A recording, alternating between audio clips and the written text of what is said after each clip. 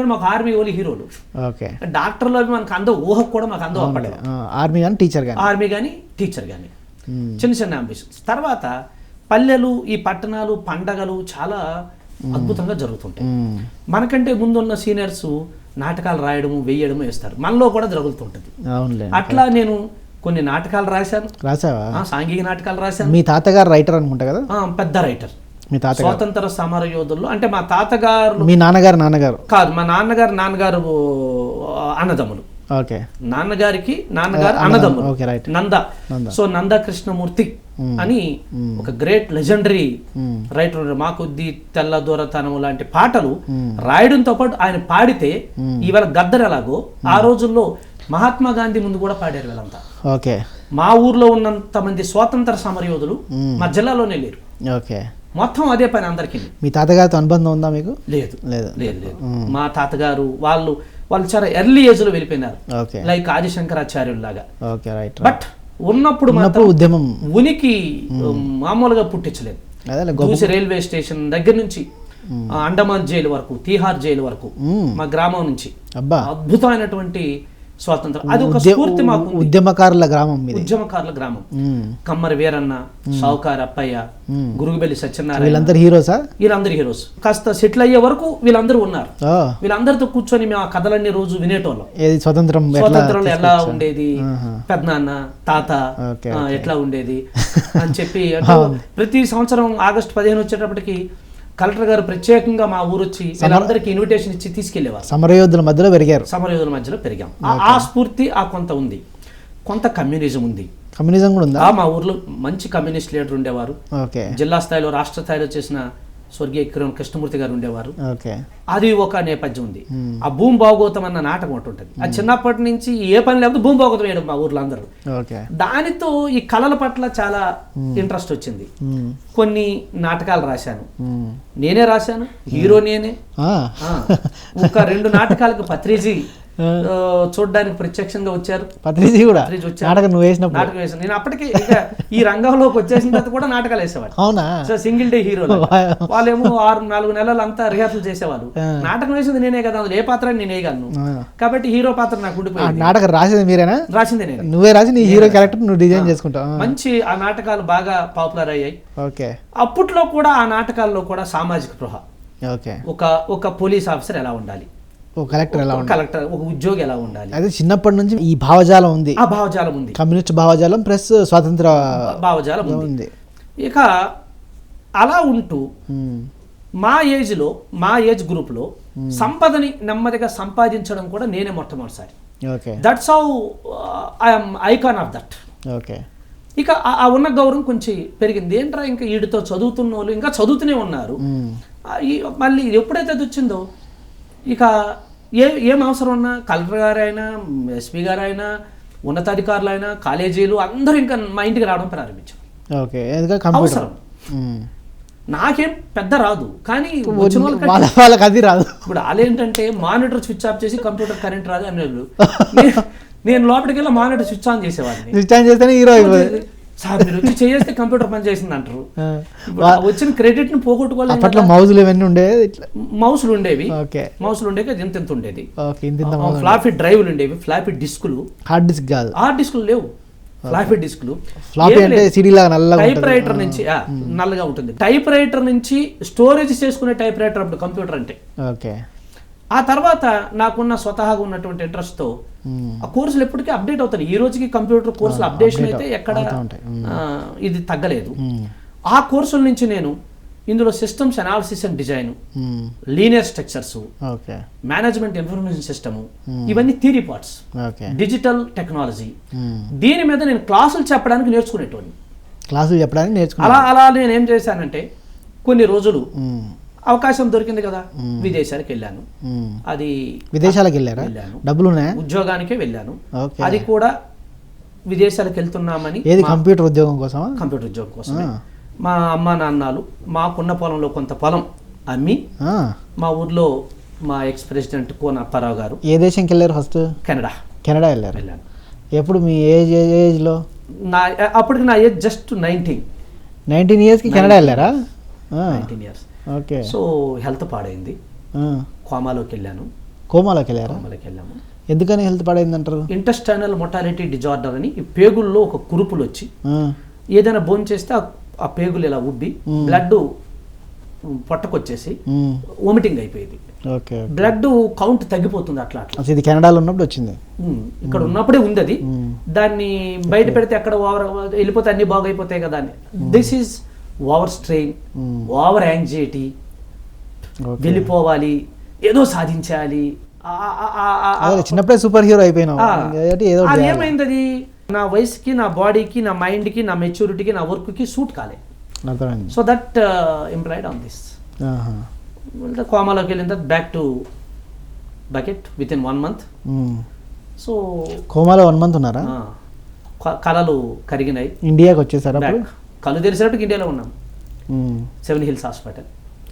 Okay, అంటే ఆరోగ్యం బాలేకి ఇండియాకి వచ్చేసారు. వెనక్కి తోసేసారు వాళ్ళు, రిజెక్ట్ చేశారు. కళ్ళు తెరిచేటప్పటికి తగ్గి కొంచెం మంచం మీద దిగి వచ్చేటప్పటికి మళ్ళీ చూస్తే ఊరు. ఇక్కడ అందరూ అప్పుడు మళ్ళీ కెనడా నుంచి శ్రీకాకుళం మారుమూల పల్లెటూరు కొత్త, అందరూ వాదార్పు. ఈ 2-3 సార్లు ఈ లోపు చచ్చిపోయాడని, చచ్చిపోతాడని, ఎక్కువ రోజులు బతకడని, ఇవన్నీ ఉండేవి. నా మెడికల్ ఖర్చులు భరించే స్థాయి కూడా మా ఇంట్లో లేదు. అప్పుడు మా ఉన్నది పొలమే అమ్మి ఆమె కెనడా వెళ్ళావు. అక్కడ ఒత్తిడి, అక్కడ పోయి సంపాదించింది లేదు. అందరూ సింగపూర్ వెళ్ళిపోయాడు అన్న. సింగపూర్ కాదు అంటే అప్పట్లో విదేశాలు సింగపూర్ అని. సింగపూర్ కరెక్టే, విదేశం వెళ్ళిపోయాడు అంటే విదేశం వెళ్ళిపోయాడు.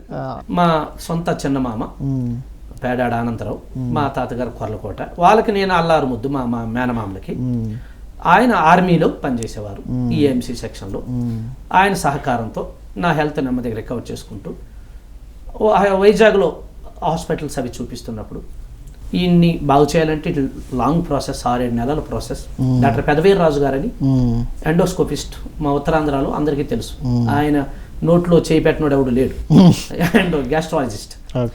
సో ఆయన మీకు కాస్త ట్రీట్మెంట్ ఇచ్చే హాస్పిటల్ సాలూరు అన్న ఒక పట్టణం ఉంది, పేరు వెంటగా నేను ఎప్పుడు చూడలేదు దాన్ని. విజయనగరం జిల్లా. అక్కడ అమెరికన్ హాస్పిటల్ ఒకటి ఉంది, డాక్టర్ సంగరాజన్ గారి హాస్పిటల్. వాళ్ళు ఉచితంగా మీకు చేస్తారు, మీకు ఏదైనా ఉంటే చూడండి అన్నారు. లేకపోతే ఇంకా మా చిన్నమా వాళ్ళు డిసైడ్ అయిపోయారు ఏదో ఒకటి చేసి మద్రాస్ తీసుకెళ్ళిపోవాలి అని. అప్పట్లో మద్రాస్ ఫేమస్. అప్పుడు ఆల్మోస్ట్ డెడ్, అందరూ వచ్చిన వాళ్ళు ఏం చేస్తాంలే మరి, ఇంటికి పెద్దోడు, ఆల్రెడీ వాదార్పులు తెలిసినవే కదా, బతుకున్నప్పుడే. నా పరిస్థితి ఏంటి, ఈ బ్లడ్ కౌంట్ తక్కువైపోయి నా మైండ్లో అదే ఉండిపోయి నాకు ఊత లేకపోయినా ఏదో అర్ధరాత్రి లేసి ఆ సూట్ కేసు పట్టుకొని నేను వెళ్ళిపోతుంటే మా ఊరోళ్ళందరూ నా వెనకబడి నన్ను కాపలా. ఇక పెద్దోళ్ళు ముసలోళ్ళు అందరూ ఏడుపులు. ఎక్కడ? హాస్పిటల్ నుంచి? హాస్పిటల్ ఇంటి దగ్గర నుంచి. అది మైండ్లో ఉండిపోయింది నాకు. ఎక్కడికి వెళ్ళిపోదామని సూట్ కేసు పట్టుకొని మళ్ళీ వెళ్ళిపోవాలి అక్కడికని, కెనడాకి వెళ్ళిపోవాలి. అది మైండ్లో రిపీట్ అయిపోతుంది. అది some time I mean mad, mode of mad. నాకు అక్కర్లేనివి గుర్తొచ్చేవి కాదు. కెనడా వెళ్ళాలి, లైఫ్ సెటిల్ చేసుకోవాలంతే.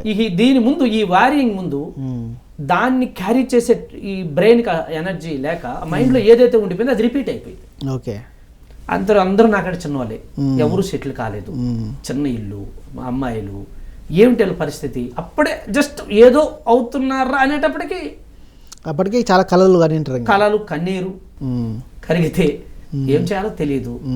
ఆ టైంలో హాస్పిటల్కి వెళ్ళాను, తంగరాజు హాస్పిటల్. అక్కడ ఫ్రీ అన్ని. అప్పటి వరకు క్రిస్టియానిటీ ఒకటి ఉంటుంది అని కూడా నాకు తెలియదు. అది క్రిస్టియన్ హాస్పిటల్. కొద్ది రోజుల తర్వాత మనకు తెలిసిన విద్యను మనం ప్రదర్శిస్తాం కదా, ఆ హాస్పిటల్లో కూడా అప్పుడే కంప్యూటర్ వచ్చింది. కంప్యూటర్ నీ జీవితాన్ని కాపాడుతూ వస్తుంది.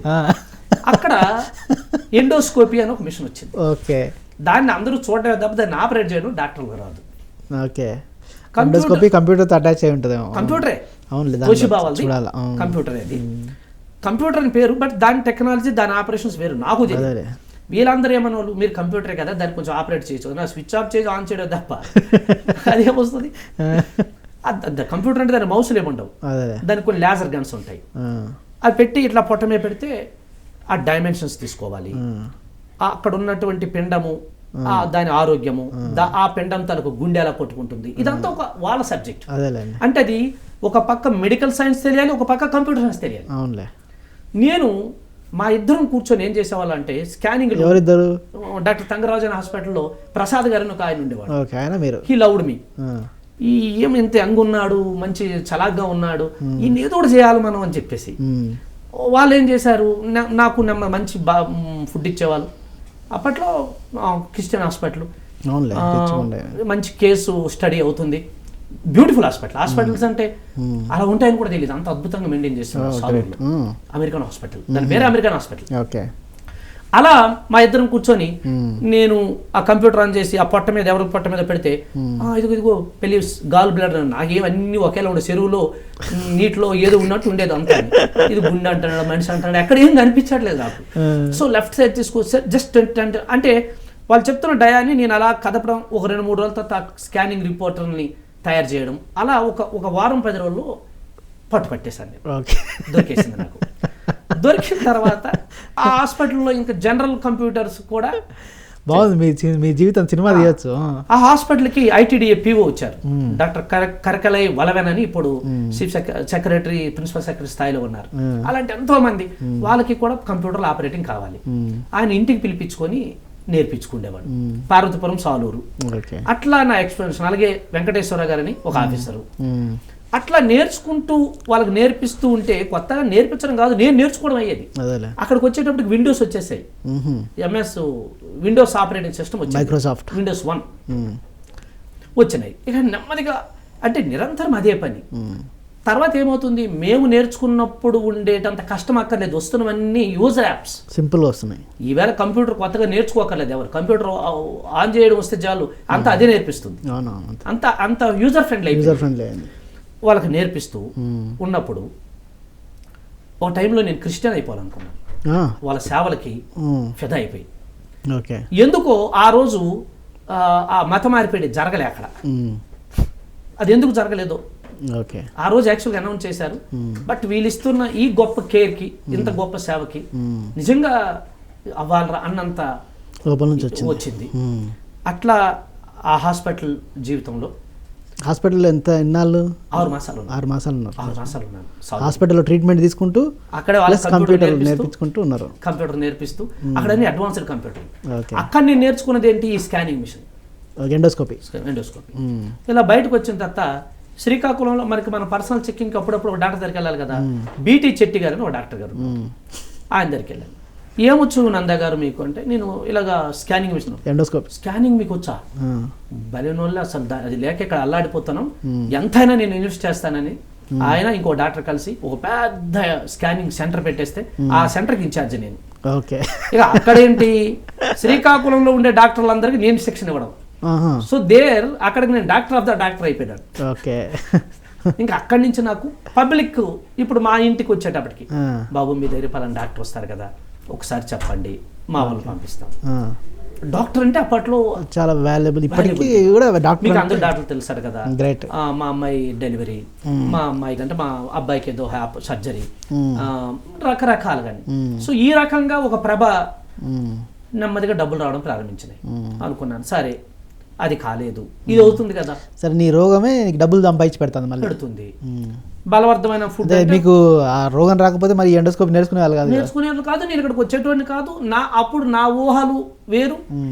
నేనేదో వెళ్ళాలని ఒక అంటే నాకంటే కొంతమంది సీనియర్స్ వెళ్ళి సెటిల్ అవ్వడం అమెరికా అది ఇదని చెప్తుంటే ఒక ఎంతూజిజం ఉంటుంది కదా, అట్లా ఉన్నటువంటిది. ఎందుకో అలా వెళ్ళి కట్ అయ్యి వెనక్కి రావడం, ఆ గ్యాప్లో ఈ 1 year ఇంచుమించు నేను ఈ హెల్త్ పరంగా రికవరీ అవ్వడానికి, ఆ సమయంలో కూడా రికవరీ అవుతూనే నేను మళ్ళీ ఇదంతా నేర్చుకోవడం, నేర్పించడం, ఇదైతే ఎప్పుడు ఉంది నాకు. అలా ఎదుగుతూ డబ్బులు రావడం ప్రారంభించాయి. ఇక అక్కడి నుంచి ఒక కంప్యూటర్ నాలెడ్జ్ ఐకాన్గా మా ప్రాంతానికి, మా ఉత్తరాంధ్రకి నేనే అయ్యాను.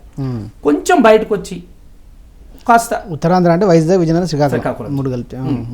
శ్రీకాకుళం మాకు ముఖ్య కేంద్రం నాకు.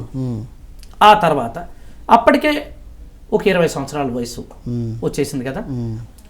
ఇక గ్రామంలో రాజకీయాలు, ఆకర్షణలు ఇవన్నీ మనకు సహజం స్టార్ట్ అవుతాయి.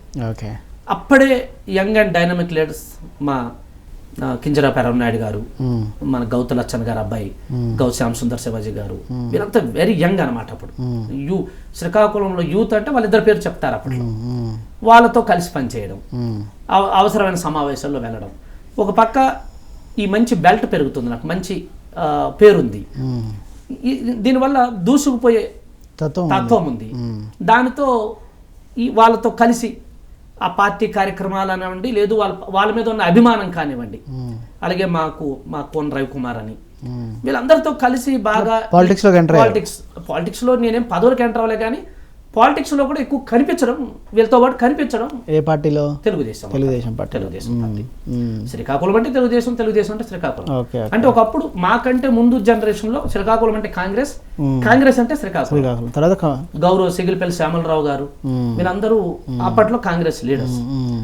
ఎప్పుడైతే ఆ ఎన్టీఆర్ వచ్చిన తర్వాత ఆ వేవ్ మారిందో అప్పుడు తెలుగుదేశం వేవ్. అలా వాళ్ళతో కలిసి పని చేస్తూ నా విద్యని, నా వ్యాపారాల్ని నెమ్మదిగా ఎక్స్పాన్షన్ చేసుకుంటూ ఆయన కేంద్ర మంత్రి అవుతూనే, ఎర్రన్నాయుడు గారు కేంద్ర మంత్రి అవుతూనే, నేను ఒక నరసన్నపేట అన్న ఒక పట్టణంలో, అంటే మా ధర్మవరం ప్రసాద్ కృష్ణదాస్ గారి ఊరది, అక్కడ రూరల్ పీపుల్కి కంప్యూటర్ నేర్పించాలి. నాకు ఏదో నా బతుకు అంటే నేను ఊహించిన దానికంటే, లేదు నా ఏజ్లో ఉన్న వాళ్ళకంటే సంపాదన నాకు వస్తుంది, ఒక కంప్యూటర్ ఎడ్యుకేషన్ పెడితే తప్పేంటి అన్న ఒక ఆలోచనతో అక్కడ మిత్రులు గోవింద్ వాళ్ళందరితోని, అప్పటికే నేను కొన్ని కాలేజీల్లో కొన్ని ఇన్స్టిట్యూట్లో చెప్పిన క్లాసుల వల్ల నాకు వచ్చినటువంటి ఆ రెప్యుటేషన్ని చూడండి. కోచింగ్ సెంటర్లో ఆ కోచర్ బాగా పాపులర్ అయ్యాడు, కొన్ని రోజులు కానీ పెట్టుకుంటాడు. అలా ఇంకా నేను ఇప్పట్లో వెళ్ళే పరిస్థితి లేదా, కేసు అదంతా నడుస్తుందో పక్క. ఈ పరిస్థితుల్లో ఏం చేయాలి, నాకు వచ్చిన పని ఇదే కదా, కాబట్టి నేను కంప్యూటర్ సెంటర్ని స్టార్ట్ చేశాను. National informatic technology, NIT computers, NIT computers. కొద్ది రోజులు స్టార్ట్ చేసిన తర్వాత దీనికి ప్రభుత్వం గుర్తింపు ఎందుకు తీసుకురాకూడదు అని ఆ ప్రయత్నం చేశాను. నాకు కావాల్సినటువంటి రాజకీయ వనరులు ఉన్నాయి, పలుకుబడి ఉంది, అవకాశాలు ఉన్నాయి. అయితే వాళ్ళు ఏం చెప్పారు, మీరు ఎలా చేయించాలంటే దీనికి ఒక ప్రిస్క్రైబ్డ్ సిలబస్ ఉండాలి, పుస్తకాలు ఉండాలి, ఇదంతా ఉండాలంటే అవే ఉంది, అది నేనే కదా చేయాలని మొట్టమొదటిసారిగా కంప్యూటరైజ్ని డిఫరెంట్ స్థాయిల్లో సిలబస్ తయారు చేసి పుస్తకాలు తయారు చేశారు. మీరు రాశారా? కంప్యూటర్ అన్ని పుస్తకాలు రాశారు, కోర్స్ మెటీరియల్స్. ఆ పుస్తకాలను గవర్నమెంట్కి సబ్మిట్ చేసి దాన్ని ఒక అకాడమిక్ ప్లాన్లో తీసుకొచ్చి దానికి రికగ్నిషన్, ప్రభుత్వ గుర్తింపు పొందిన మొట్టమొదటి కంప్యూటర్ సంస్థ అప్పట్లో ఉమ్మడి ఆంధ్రప్రదేశ్లో నాదే, NIT. ఎప్పుడైతే ప్రభుత్వ గుర్తింపు వచ్చిందో మన దగ్గరికి స్టూడెంట్స్ రావడం ప్రారంభించారు. ప్రభుత్వానికి ఇచ్చినట్టే మన ఆర్టీసీ పాసులు ఇచ్చేవాళ్ళం వచ్చిన వాళ్ళకి, వెరీ లిటిల్ బిట్ ఫీజ్. నా ఎయిమ్ ఇది అందరికి అందాలని. దాన్ని అలా ఎక్స్పాన్షన్ చేస్తున్నప్పుడు రాష్ట్రంలో అప్పట్లో 60 కంప్యూటర్ సెంటర్లు పెట్టాం. ఎక్కడ? హైదరాబాద్ నుంచి శ్రీకాకుళం దాకా మొత్తం. ఈ 60 సెంటర్లకి డైరెక్టర్లు. ఈ మన హోదా మారింది, సంపద పెరిగింది. కంప్యూటర్ కూడా నేర్చుకోలేని యువత ఉంటున్నారు, వాళ్ళకి కంప్యూటర్ రావట్లేదు. కంప్యూటర్ నేర్చుకోవాలంటే కనీసం 10th పాస్ అయి ఉండాలి. దానికంటే చిన్న యువత ఉంది, వీళ్ళకి ఏదో ఒకటి చేయించాలని ఒక 1.5 year తర్వాత చెప్తున్నాను, నా జీవితంలో ఏ రోజు ఒక్క సెకండ్ కూడా వృధా చేయలేదు. Every day, every minute. Health set అయిపోయిందా? హెల్త్ ఒక పక్క ఉంది, మందులు వాడుతున్నా, మాంసాహారం బాగా అలవాటు అయ్యాను. అంతకుముందు పండక్కో పబ్బానికో మాకు మాంసాహారం, మాకు అంత ఆర్థిక స్థితి, డబ్బులు వస్తున్నాయి. ఇక ఇప్పుడు నేను కొనుక్కొని తినే అవసరం లేదు, నేను ఏ ఊరెళ్ళినా నాకు మంచి పెడతారు. అట్లా ఒక పక్క మంచి ఆహారం అని ఈ వ్యవస్థను పెంచుకుంటూ centre for industrial training and employment, సామాజిక polytechnic, community polytechnic, government of HRD వాళ్ళతో టైప్ అయి యువకులకు అందరికీ winding, cell phone, TV repairing, ఒక టీవీ రిపేరింగ్, పెద్ద టీవీ రిపేర్స్, రేడియో రిపేర్స్, ఇట్లాంటివంతా ఒక పక్క వందల మందికి శిక్షణ ఇచ్చేవాళ్ళం. తర్వాత అప్పుడే ప్రభుత్వం ఈ కంప్యూటర్స్ వ్యవస్థను అన్నింటిలో ఇంప్లిమెంట్ చేస్తుంది కదా, ఆ ఎంప్లాయీస్ శిక్షణ ఇవ్వాలి. APSRTC, ట్రెజరీ, APSCB ఇలాంటి సంస్థలకి ఆ ఉద్యోగులకి శిక్షణ ఇచ్చేవాళ్ళం. వాళ్ళు ఎలా ఉండేవాళ్ళు, బాబు మాకెందుకు బాబు ఇది, ఏదో 2 నెలల తర్వాత రిటైర్ అయిపోతాం, ఇప్పుడు నువ్వు కావాలంటున్నావు, బేసిక్ అన్నావు, థియరీ అర్థమవుతుంది కానీ ప్రాక్టికల్స్ రావట్లేదు బాబు అనేవాళ్ళు. మాకేటి వాడికి శిక్షణ ఇచ్చేస్తే సర్టిఫికేట్ ఇస్తే మన డబ్బులు వస్తాయి. అట్లా మింట్ ఆఫ్ మనీ డబ్బు వచ్చింది. కుటుంబ ఆర్థిక వ్యవస్థ కొంచెం బాగుపడింది. నాకు డబ్బుని ఏం చేసుకోవాలో కూడా తెలియని పరిస్థితి. నాకేదో అంటే నా నాలెడ్జ్ కూడా ఆ లిమిటెడ్లోనే ఉంది తప్ప ఒక డబ్బు ఉంటే కూడా ఏం చేయాలో తెలియని పరిస్థితి. ఏదో ఇల్లు ఉన్న ఇల్లుని కొంచెం మంచి ఇల్లు కట్టించాను. ఇక ఇంట్లో ఒక్కొక్క అమ్మాయి నా చెల్లెలు తయారవుతున్నారు కాబట్టి పెళ్ళిళ్ళు మాకున్న ఆ చిన్న పరిధిలో చుట్టాలకో ఎవరికో ఇచ్చి అంత కొంత ఇచ్చి పెళ్ళిళ్ళు చేయాలి, అవి ఒకటి నడుస్తున్నాయి. అంటే కుటుంబ బరువు బాధ్యతలు ఒక పక్క నెమ్మదిగా షేర్ చేసుకోవడం, అది గర్వంగా ఉండేది. ఎందుకంటే కనీసం మన వాళ్ళకి మనం సహాయపడుతున్నామని. కానీ ఏనాడు మా అమ్మ నాన్న వాళ్ళు నా పేరుతోనూ నా సంపాదన మీదనో ఏ రోజు వాళ్ళు లేరు. వాళ్ళు ఇప్పటికీ అప్పటికి ఎప్పటికీ ఆ పొలం పని వాళ్ళు నమ్ముకున్న పనే వాళ్ళకి తృప్తి తప్ప. మా ఊర్లో ఎవరో వచ్చేది ఏమన్నా అబ్బాయి ఏదో చేస్తున్నాడు అందరూ బాగుందంటారు కానీలే అట్లా అంతే నడిచిపోతుంది. వాళ్ళ ఇండివిజువాలిటీ ఏదైనా ఎప్పుడైనా అవసరం అయితే నేను చేయగలిసినంత చేయడే తప్ప వాళ్ళేం అడగరు. ఇలా జర్నీ నడుస్తుంది. అట్లా NIT అన్నది స్టార్ట్ అయింది. అనతి కాలంలోనే IT entrepreneur, one of the best IT ఎంటర్ప్రెన్యూర్గా స్టేట్ లెవెల్ అవార్డు నేను తీసుకున్నాను అప్పటి ముఖ్యమంత్రి చంద్రబాబు నాయుడు మీదుగా. ఆ తర్వాత నేను ఐటీ విద్యార్థి మూమెంట్, అసలు ఈ మూమెంట్ అనేది PSSM మూమెంట్ కంటే ముందు అంటే ఇది ఉంది అప్పటికే, నేను ఒక మూమెంట్ స్టార్ట్ చేశాను. That movement is called IT విద్యార్థి. Everyone become IT, information technology విద్యార్థి కావాలని హైదరాబాద్లోనే చంద్రబాబు నాయుడు గారితోనే అప్పట్లో ఆయన ఒక ఐటీ మంత్రి ఉండేవారు, ఆయన చంద్రబాబు నాయుడు గారి సమక్షంలో తాజ్ బంజారాలో ఐటీ విద్యార్థి మూమెంట్ లాంచ్ చేయడం.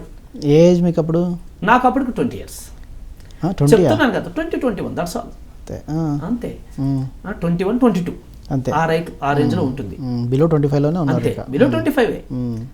అంటే చెప్తున్నాను కదా, ఎవ్రీ మినిట్ నాకు 1 year లో పనిచేసేవాడిని. అలుపు సొలుపు విరామం ఏమి లేదు. హెల్త్ బాగాలేకున్నా సరే, హెల్త్ నేను టాబ్లెట్లు తినడం పని చేసుకోవాలి. ఒక పక్క డిగ్రీ కాలేజీల్లో గెస్ట్ లెక్చరర్గా, ఆంధ్ర యూనివర్సిటీ పరిధిలో ఉన్న అన్ని కాలేజీలకి నేను గెస్ట్ లెక్చరర్గా పనిచేశాను. కంప్యూటర్ సైన్స్ ఇన్విజిలేటర్గా పనిచేశాను, స్క్వాడ్గా పనిచేశాను, పేపర్లు దిద్దే విభాగాల్లో పనిచేశాను. అలా ఒక పక్క అది ఒకటి, ఇంకో పక్క పాలిటిక్స్. ఎప్పుడు ఖాళీ ఉండాలి కాదు, ఖాళీ అన్నదే లేదు. ఇప్పుడు busy, all the time busy. అది ఎప్పుడు అది ఉంది. ఏ పని లేకపోతే నా పని నేనే తయారు చేసుకుంటాను. కానీ ఖాళీగా ఉండలేను నేను. అది మీ నేచర్ కాదు, ఖాళీనే ఉండడం నేచర్. అది చిన్నప్పటి నుంచి వచ్చింది, నేచర్ వచ్చింది. ఆ తర్వాత ఏదో హెల్త్ బాగాలేదు పడుకుందాం అనుకోరు, ఛానల్స్ అనేది అది పూర్తిగా పడుకోబెడితే పడుకోవడం తప్ప. ఓకే, నా లైఫ్లో పత్రిక చెప్పినట్లు ప్రపంచ వింతల్లో ఇది ఒక వింత. 6 మాసాలు కరోనా కాలం, పాండవులు అజ్ఞాతవాసం ఎలా చేశారో అరణ్యవాసం ఎలా చేశారో తెలియదు కానీ నేను ఈ కరోనా కాలంలో 6 మాసాలు మా ఇంట్లో ఉండి మొట్టమొదటిసారిగా కరోనా కాలం తర్వాత, కరోనా వాసం తర్వాత, అరణ్యవాసం అజ్ఞాతవాసం తర్వాత పాండవులు మళ్ళీ రాజ్యానికి వచ్చినట్టు ఈ కరోనా వాసం తర్వాత ఇగో ఈ రోజు మీతో రావడం స్టూడియోకి. మొట్టమొదటిసారి రెస్ట్ తీసుకున్నదంటే ఈ కరోనా కాలం. ఇది కూడా రెస్ట్ కాదు, అంటే రెస్ట్ కాదు, ఇంట్లో ఉండి జూమ్ క్లాస్ ఒక దగ్గర ఉన్నాం. ఆ తర్వాత ట్రావెలింగ్ లేని టైం అని చెప్పుకోవచ్చు. ట్రావెలింగ్ లేని టైం 6 months కానీ ఇంట్లో ఉండి కూడా పని చేస్తున్నాను. ఆ తర్వాత నా వ్యాపారం ఎక్స్పాన్షన్ చేసే పరిధిలో ఈ ఆంధ్ర దాటి ముంబై, చెన్నై, కంప్యూటర్సే. ఆ తర్వాత నెమ్మదిగా సింగపూర్, మలేషియా, దుబాయ్, వాళ్ళకు కూడా కంప్యూటర్లా, అక్కడ కూడా BPOs ప్రారంభించాం. BPOs కాల్ సెంటర్స్ ప్రారంభించాం. కాల్ సెంటర్స్ ప్రారంభించి ఆ వర్కులు తీసుకోవడం. అంటే మన దగ్గర ట్రైనింగ్ అయిన వాళ్ళందరినీ ఇక్కడ శిక్షణ ఇచ్చి ఇక్కడ ఉద్యోగం ఇవ్వడం.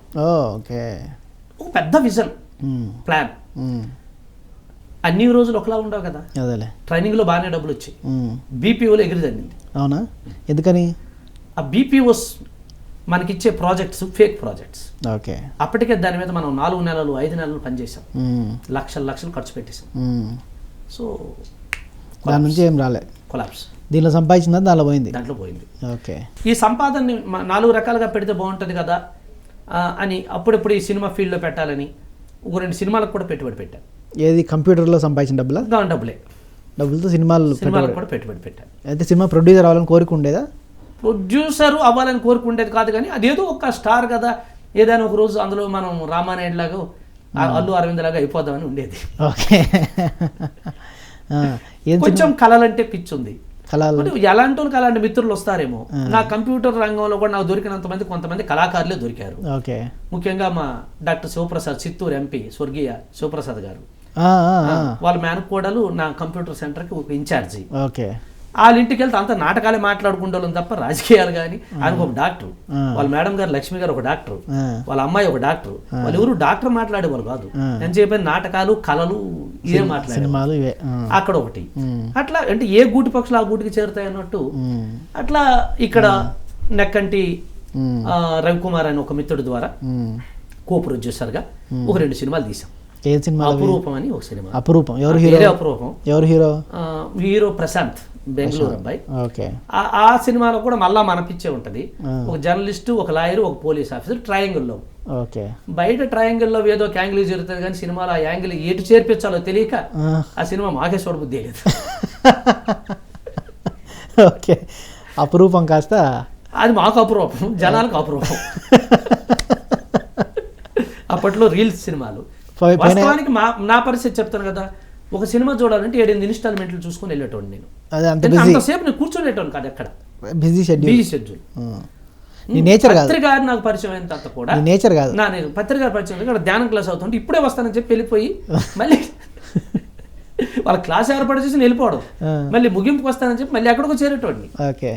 అట్లా మొత్తం సినిమాలో డబ్బులు పోయినాయి. అవి పోయినాయి కానీ అది అప్పుడున్న నా సంపదకు నాకు వస్తున్న ఆ ప్రొజెక్షన్కి ఇది ఒక పోయినట్టు కూడా కాదు, ఏదో పోయింది. ఇంకోటి నాకే పెళ్ళి అవ్వలేదు అప్పటికి. నేను ఓన్లీ పైసలు పెట్టి జస్ట్ కో ప్రొడ్యూసర్ పైసలు పెట్టి అప్పుడప్పుడు అది ఏం జరుగుతుందో చూద్దాం వెళ్తే ఒక అరగంట చూస్తే నాకు పిచ్చెక్కి షూటింగ్కి వెళ్ళొచ్చేవాళ్ళు. వెళ్ళేటోడి వెళ్ళేస్తే అట్లే కూర్చుంటే అందరూ ప్రొడ్యూసర్ వచ్చారు ఎవడు పట్టించుకుంటాడు కాదు అసలు. ఈ పెద్ద స్టార్లు అందరూ అంటే మీ జమానాకు ముందు ఉండేది ఆ ప్రొడ్యూసర్. అంటే మీ జమానా ప్రొడ్యూసర్ అయినా మెయిన్ స్ట్రీమ్ లో ఉన్న మనం వాళ్ళకి డబ్బులు ఇవ్వాల్సి వచ్చినా లేదని మాట్లాడతారేమో. ఈ సినిమా చూడడానికి కూడా 100 మంది వస్తుంటారు. అట్లా దత్తు వచ్చినంత పెద్ద పెద్ద స్టార్లు, వాళ్ళతో మనం ఫోటో తీసుకుందాం అని రకం మంది, వాళ్ళు మనకేం విలువిస్తారు, ఏదో పెట్టుబడి పెట్టడం. ఈ లోపు నాకు ఇక్కడ ఇది కొలాప్స్ అయింది మొత్తం. నా కంప్యూటర్ రంగం, నా మెయిన్ ఏదైతే సోర్స్ ఉందో అది కొలాప్స్ అయింది. నా పరిస్థితి అప్పుడు ఎలా అయిపోయిందంటే పోయిన డబ్బులు ఇక ఒక 50 సంవత్సరాలు కష్టపడినే తెచ్చుకోలేము అన్న పరిస్థితికి వచ్చేసాం. అంటే అంత అప్పులు కాదు, నా డబ్బు ప్లస్ నా మీద నమ్మకంతో పెట్టిన వాళ్ళు క్రిస్టల్ క్లియర్గా. అది ఒకేదో ఇష్యూ నడిచింది కొన్ని రోజులు. వాస్తవానికి అదే డబ్బు పెట్టినోడంతా వచ్చినప్పుడు అయితే హాయిగా తీసుకుంటారు వెనక్కి, అంతే కదా. లాస్ వచ్చా మాకు అవన్నీ తెలియదు, నువ్వు ఇవ్వాలంటారు. నా దగ్గర ఉంటే నేను ఇచ్చేసేవాడిని, నా దగ్గరే లేవు. పేరు పోకూడదు, పరువు పోకూడదు, లేదని చెప్పకూడదు. అందరికీ ఎలా అయిపోయిందంటే ఇంత కోట్లు కోట్లు కోట్లు ఉన్నాయనుకుంటున్నారు. ఆ ప్రొజెక్షన్ అలా మెయింటైన్ చేయాలి, ఆ ఫేమ్ అలా మెయింటైన్ చేయాలి, కానీ కింద ఫ్లేమ్ అయిపోతుంది నాకు. ఈ ఒత్తిడి నటించాలి, ఈ ఒత్తిడి నటించాలి, డబ్బులు ఉన్నట్లు లేనట్టు చెప్పకూడదు. చెప్తే ఇంటి మీదకి వస్తారు. ఇన్నాళ్ళు వీడు చేసింది ఇదా అని మళ్ళీ మనం లెగలేనంత గోరి కట్టేస్తారు రాలేసి. ఈ ఎక్కడ పోయిందో అక్కడే వెతకాలని మళ్ళీ సింగపూర్ వెళ్ళా. ఈ మెయిన్ ప్రాజెక్ట్ మా సైనింగ్ అంతా సింగపూర్ బేస్. అక్కడికి వెళ్ళిన తర్వాత ఈ ఒత్తిడి ఎక్కువై హార్ట్ అటాక్ వచ్చింది. మళ్ళీ బ్యాక్ టు పెవిలియన్. కెనడా వెళ్తేనేమో గాల్బ్లాడర్, సింగపూర్ వెళ్తేనేమో హార్ట్ అటాక్. సో ఇప్పటికి ఈ స్టేజ్కి వచ్చేటప్పటికి పత్రికారు పరిచయం వచ్చేసింది నాకు. ఓకే. ఈ స్టేజ్కి వచ్చేటప్పుడు హార్ట్ అటాక్ నుంచి బయటికి రాగానే పత్రికారు పరిచయం. హార్ట్ అటాక్ ముందే పత్రికారు పరిచయం వచ్చేసింది. ఓకే. వారు మన కంప్యూటర్ సెంటర్కి వస్తున్నారు, తిరుగుతున్నారు, మా ఇంటికి వస్తున్నారు. ఈ పక్క ఈ వ్యవస్థ అంతా పత్రికారిని మిమ్మల్ని కలిపింది కంప్యూటరే. ఎక్కడ పోయినా కంప్యూటరే కామన్. ఓకే. పత్రికారి పరిచయం ఎలా జరిగింది అసలు? పత్రికారి పరిచయం అదొక విచిత్రం. మా సెంటర్ డైరెక్టరు మన సతీష్, అప్పాజీ గారి అబ్బాయి. వాళ్ళ ఇంట్లో అప్పుడే ధ్యానం ఎంటర్ అయిపోయేది పూర్తిగా. వాళ్ళు ధ్యానులు అన్న విషయం నాకు తెలియదు. నాకు ఒక క్వాలిటీ ఏంటంటే, నాకు అక్కడ ఎవరైనా ఆ సమయానికి మా మైండ్ ట్యూన్ అంటే నేను వెళ్ళి వాళ్ళ ఇంట్లో ఉండడానికి నాకేం అభ్యంతరం ఉండేది కాదు. విశాఖపట్నంలో హోటల్స్ అవి తీయకుండా నేను వెళ్ళినప్పుడంతా సతీష్, జ్యోతమ్మాళ్ళ ఇంట్లోనే ఉండేటోడిని. ఓకే. అప్పుడే కొత్తగా సతీష్కి పెళ్ళైంది కూడా. ఆ ఇంట్లో మొన్నటి వరకు నాకు ఒక రూమ్ ఉండేది. ఇప్పుడు నాకు అలాగూ మన వ్యవస్థలో అది కూడా ఒక అలవాటేమో. దాదాపు ఒక 10 ప్లేసుల్లో నా రూములు నాకు ఉన్నాయి. నందా రూమ్ అంటారు అంతే. నేను ఇప్పుడు వెళ్ళాలి కానీ అది నందా రూమ్ అట్లా. అలా వాళ్ళ ఇంట్లో ఉండేటోడిని. ఒక వర్క్ చేశాం, దాని పేరు ధ్యాన సాగరం అని మ్యాగజైన్. ధ్యాన సాగరం. ఆ మ్యాగజైన్ మా దగ్గర డిటిపి చేస్తున్నారు. మేము ఎప్పుడు రాత్రి 11-12 వరకు కూడా చూసి అన్ని గంటలు, అప్పుడు కంప్యూటర్స్ ఏంటంటే అవర్స్ క్యాల్కులేషన్, ఏ కంప్యూటర్ ఎన్ని గంటలు పనిచేస్తుంది, దానికి ఎంత మనీ వస్తుంది చూడాలి కదా, దాని పవర్ ఇదంతా కన్జంప్షన్ అంతా తీయాలి కదా. అంటే ధ్యాన సాగర్ మ్యాగజైన్ అనేది బాగా చేస్తున్నారు అని నేను అనుకున్నాను. బాగా మంచి అవర్స్ నడుస్తుంది, మంచి డబ్బులు వస్తాయి.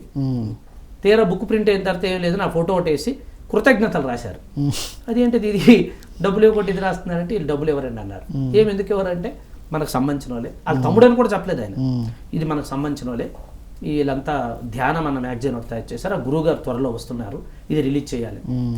గురువు గారు వస్తున్నారు అనేటప్పుడు నేనేమనుకున్నానంటే సరే ఎక్కడే ఒప్పితే పేరు గురువు గారు ఇస్తాడులే, ఒక చైను వాచ్ ఒక పెండలం ఇస్తే సరిపోద్ది, మనకేమైతుంది, గురువులు అంటే మస్తు డబ్బులు ఉంటాయి. అప్పటికి నాకు తెలిసిన గురువులందరూ వాళ్ళ భక్తులకి ఏదో ఒక 2-3 తులాలు చైన్లు ఇచ్చిన వాళ్ళే, మనకు ఆ మాత్రం ఇవ్వకపోతాడా అని ఈ మ్యాగజైన్ ప్రోగ్రామ్కి నేను ఫస్ట్, ఈ ధ్యానం అన్న పదం కూడా నేను వినలేదు అంతవరకు, ఒక విన్నామేమో కానీ పరధ్యానంలో పోయి ఉంటుంది.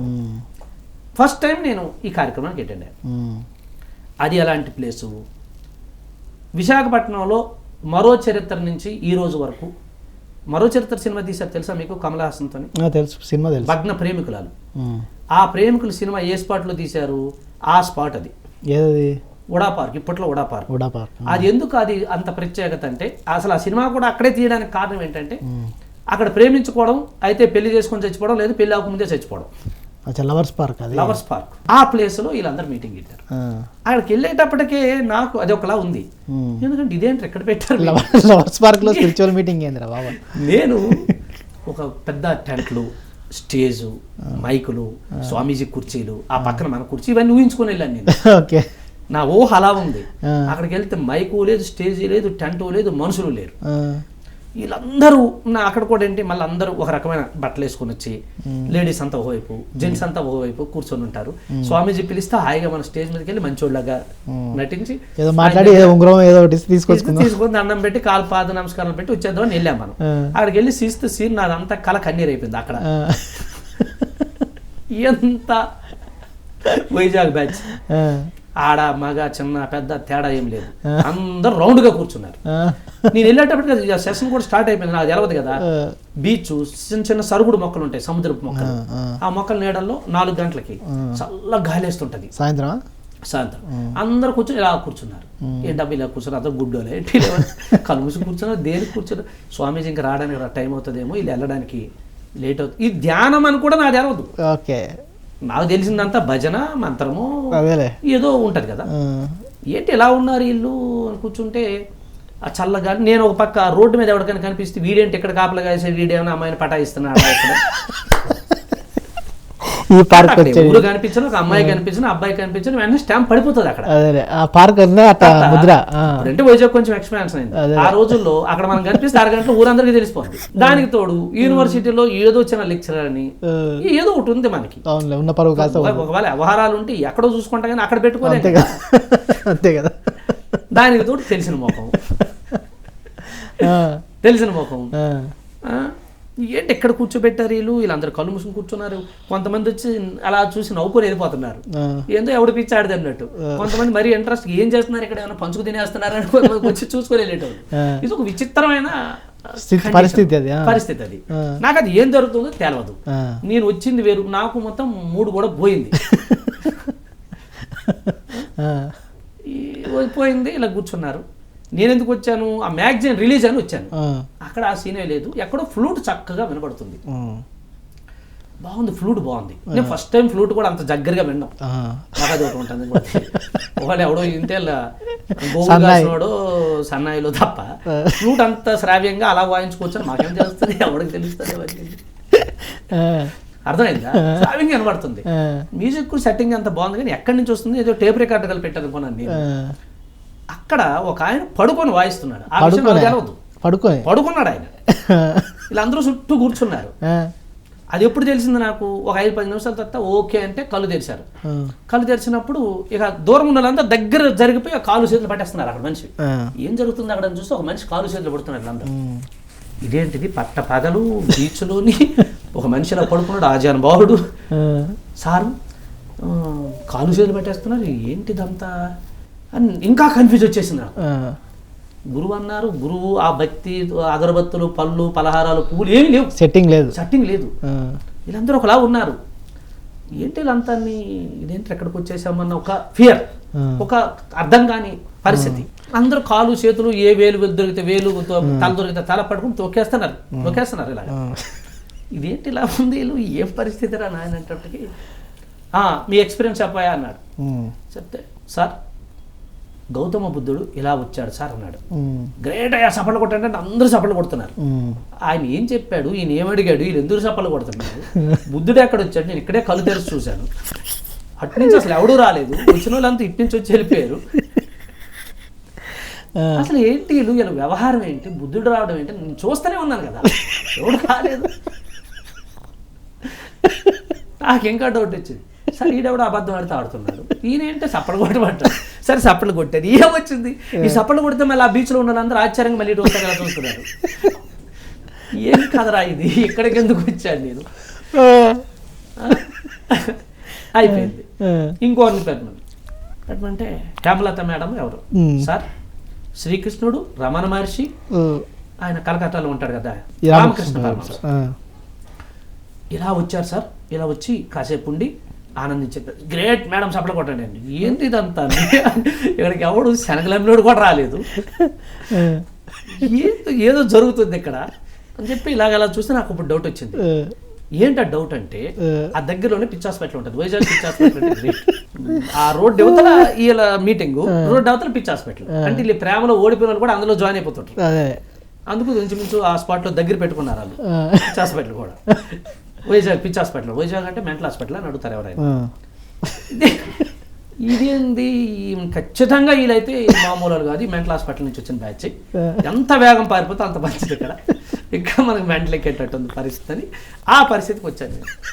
ఇక అయిపోతుంది, లైటింగ్ మైకులు ఏమి లేదు కదా, సూర్యుడు మన కోసం ఎదురు చూడదు కదా, డౌన్ అయిపోతుంది. దాని తర్వాత సార్ వీళ్ళు వెళ్ళి చెప్పారు సార్కి, సార్ మ్యాగజైన్ ఓపెనింగ్, ఇప్పుడు మ్యాగజైన్ ఓపెనింగ్ ఏంటంటే ఓన్ సప్లు కొట్టారు అందరూ, బాగానే ఉంది. మళ్ళా నాకు కొంచెం ఊపిరి వచ్చింది, ఈ మ్యాగజైన్ ఓపెనింగ్లోనైనా మనకైనా కిట్టుబాటు అయితే పట్టుకుని పోతాం నుంచి అని చెప్పి అలా ఉన్నాను నేను. సారు ఆ మ్యాగజైన్ ఓపెన్ చేసే ముందు వీళ్ళందరూ చెప్తున్నప్పుడు భజ గోవిందం అంటే ఏమిటో ఒక 2 నిమిషాలు చెప్పాడు. భగవద్గీతలో ఒక శ్లోకం కోసం ఆ భగవద్గీత అర్థం ఏమిటి అంటే ఏడవకుండా ఉండడమే భగవద్గీత అన్న ఒక అద్భుతమైన అర్థం చెప్పాడు. నేను చిన్నప్పటి నుంచి భక్తి ఉందా అంటే ఉంది, ఏ భక్తి అంటే దేవుడికి మొక్కే భక్తి, అది ఎందుకో ఏమో తెలవదు. అన్ని రోజులు తలకు స్నానం చేయడం, ఇంట్లో నాకు ఒక స్ట్రిక్ట్ ప్రిన్సిపల్ ఏంటంటే, ఇంట్లో నేనే పెద్ద కాబట్టి ఏ రోజైనా నువ్వు తలకు స్నానం చెప్తే బోని బెటర్, తలకు స్నానం చేయాలి. ఆ జలుబు ఇప్పటికీ నాకు వదలలేదు, తల స్నానం చేయాల్సిందే, నామం పెట్టాల్సిందే. మా ఇంట్లో ఒక తులసి గుండం ఉంటుంది మా మేనత్త, ఆ గుండానికి దీపం పెట్టాల్సిందే, పెడితేనే చేసి 8 గంటలకు స్కూల్ అంటే 7:30 కల్లా ఇవి చేసేసి భోజనం చేసి టిఫిన్ చేసి 10th క్లాస్ వరకు నాకు 3 నామాలు ఉండే.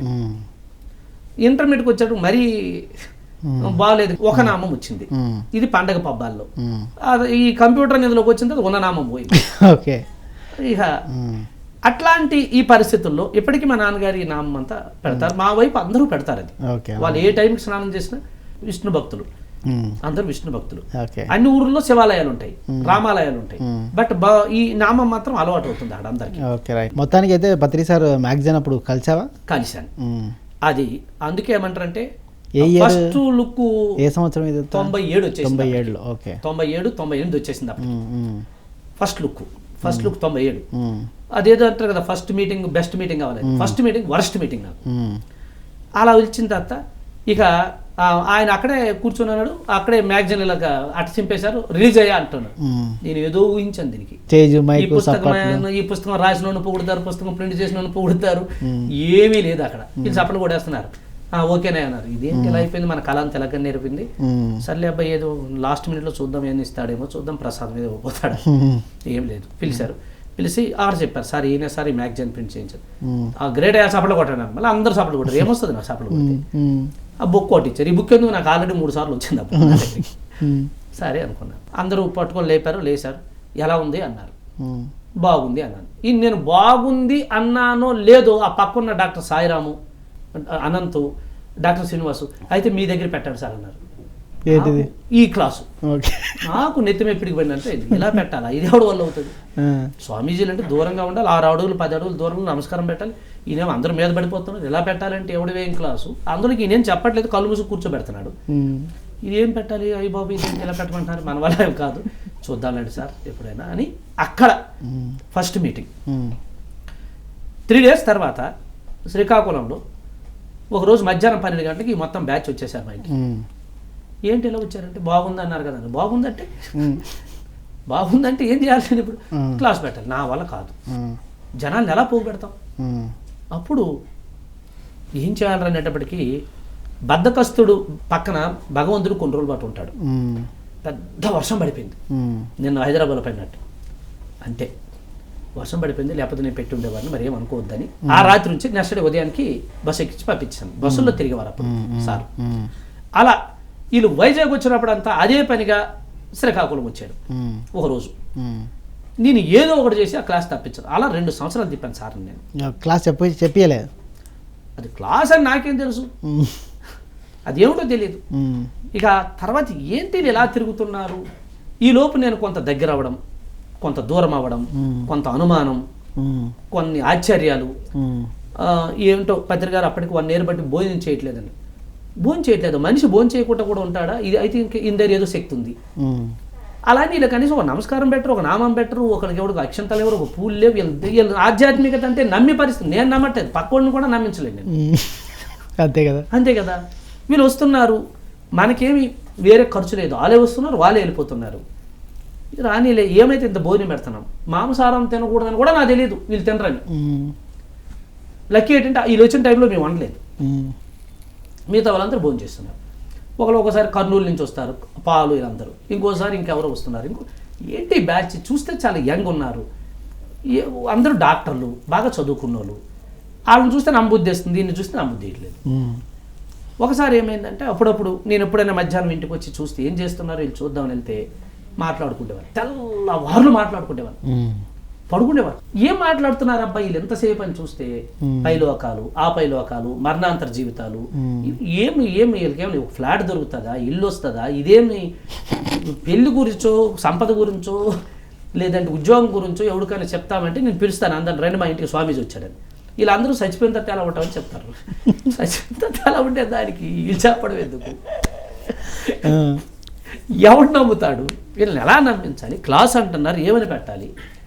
తర్వాత మనకు కొంచెం డిస్టెన్స్, లేడీస్ అంతా పక్క, జెంట్స్ అంతా పక్క అన్నీ ఉంటే బాగుంది.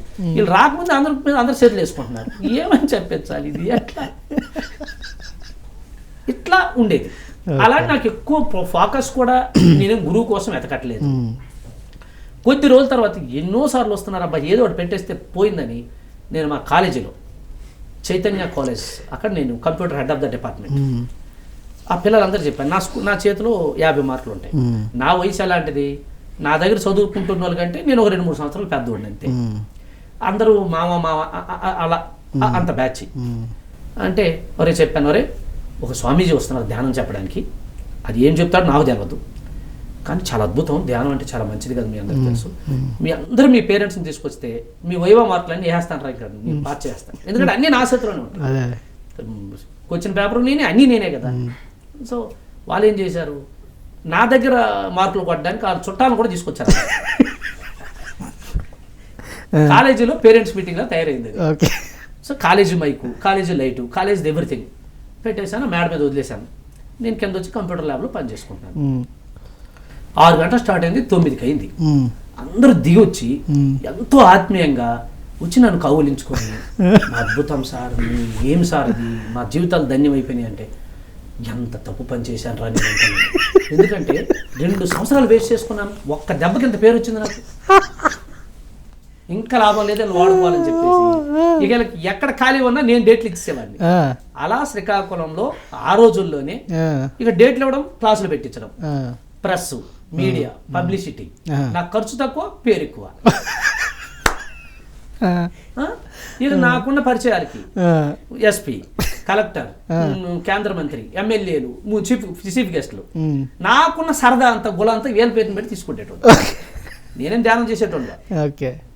ఈ లోపు వీళ్ళు ఇచ్చిన కొన్ని లిటరేచర్లు, నేను రేపు క్లాస్ చెప్పడానికి చదవడానికి నా టైం లేదంటే ఇవన్నీ ఎవడు చదువుతాడు? ఇంత పుస్తకాలు ఇంగ్లీషు, మనకు వచ్చిన ఇంగ్లీష్ అంతంత, అవన్నీ ఎక్కడ చదువుతాం?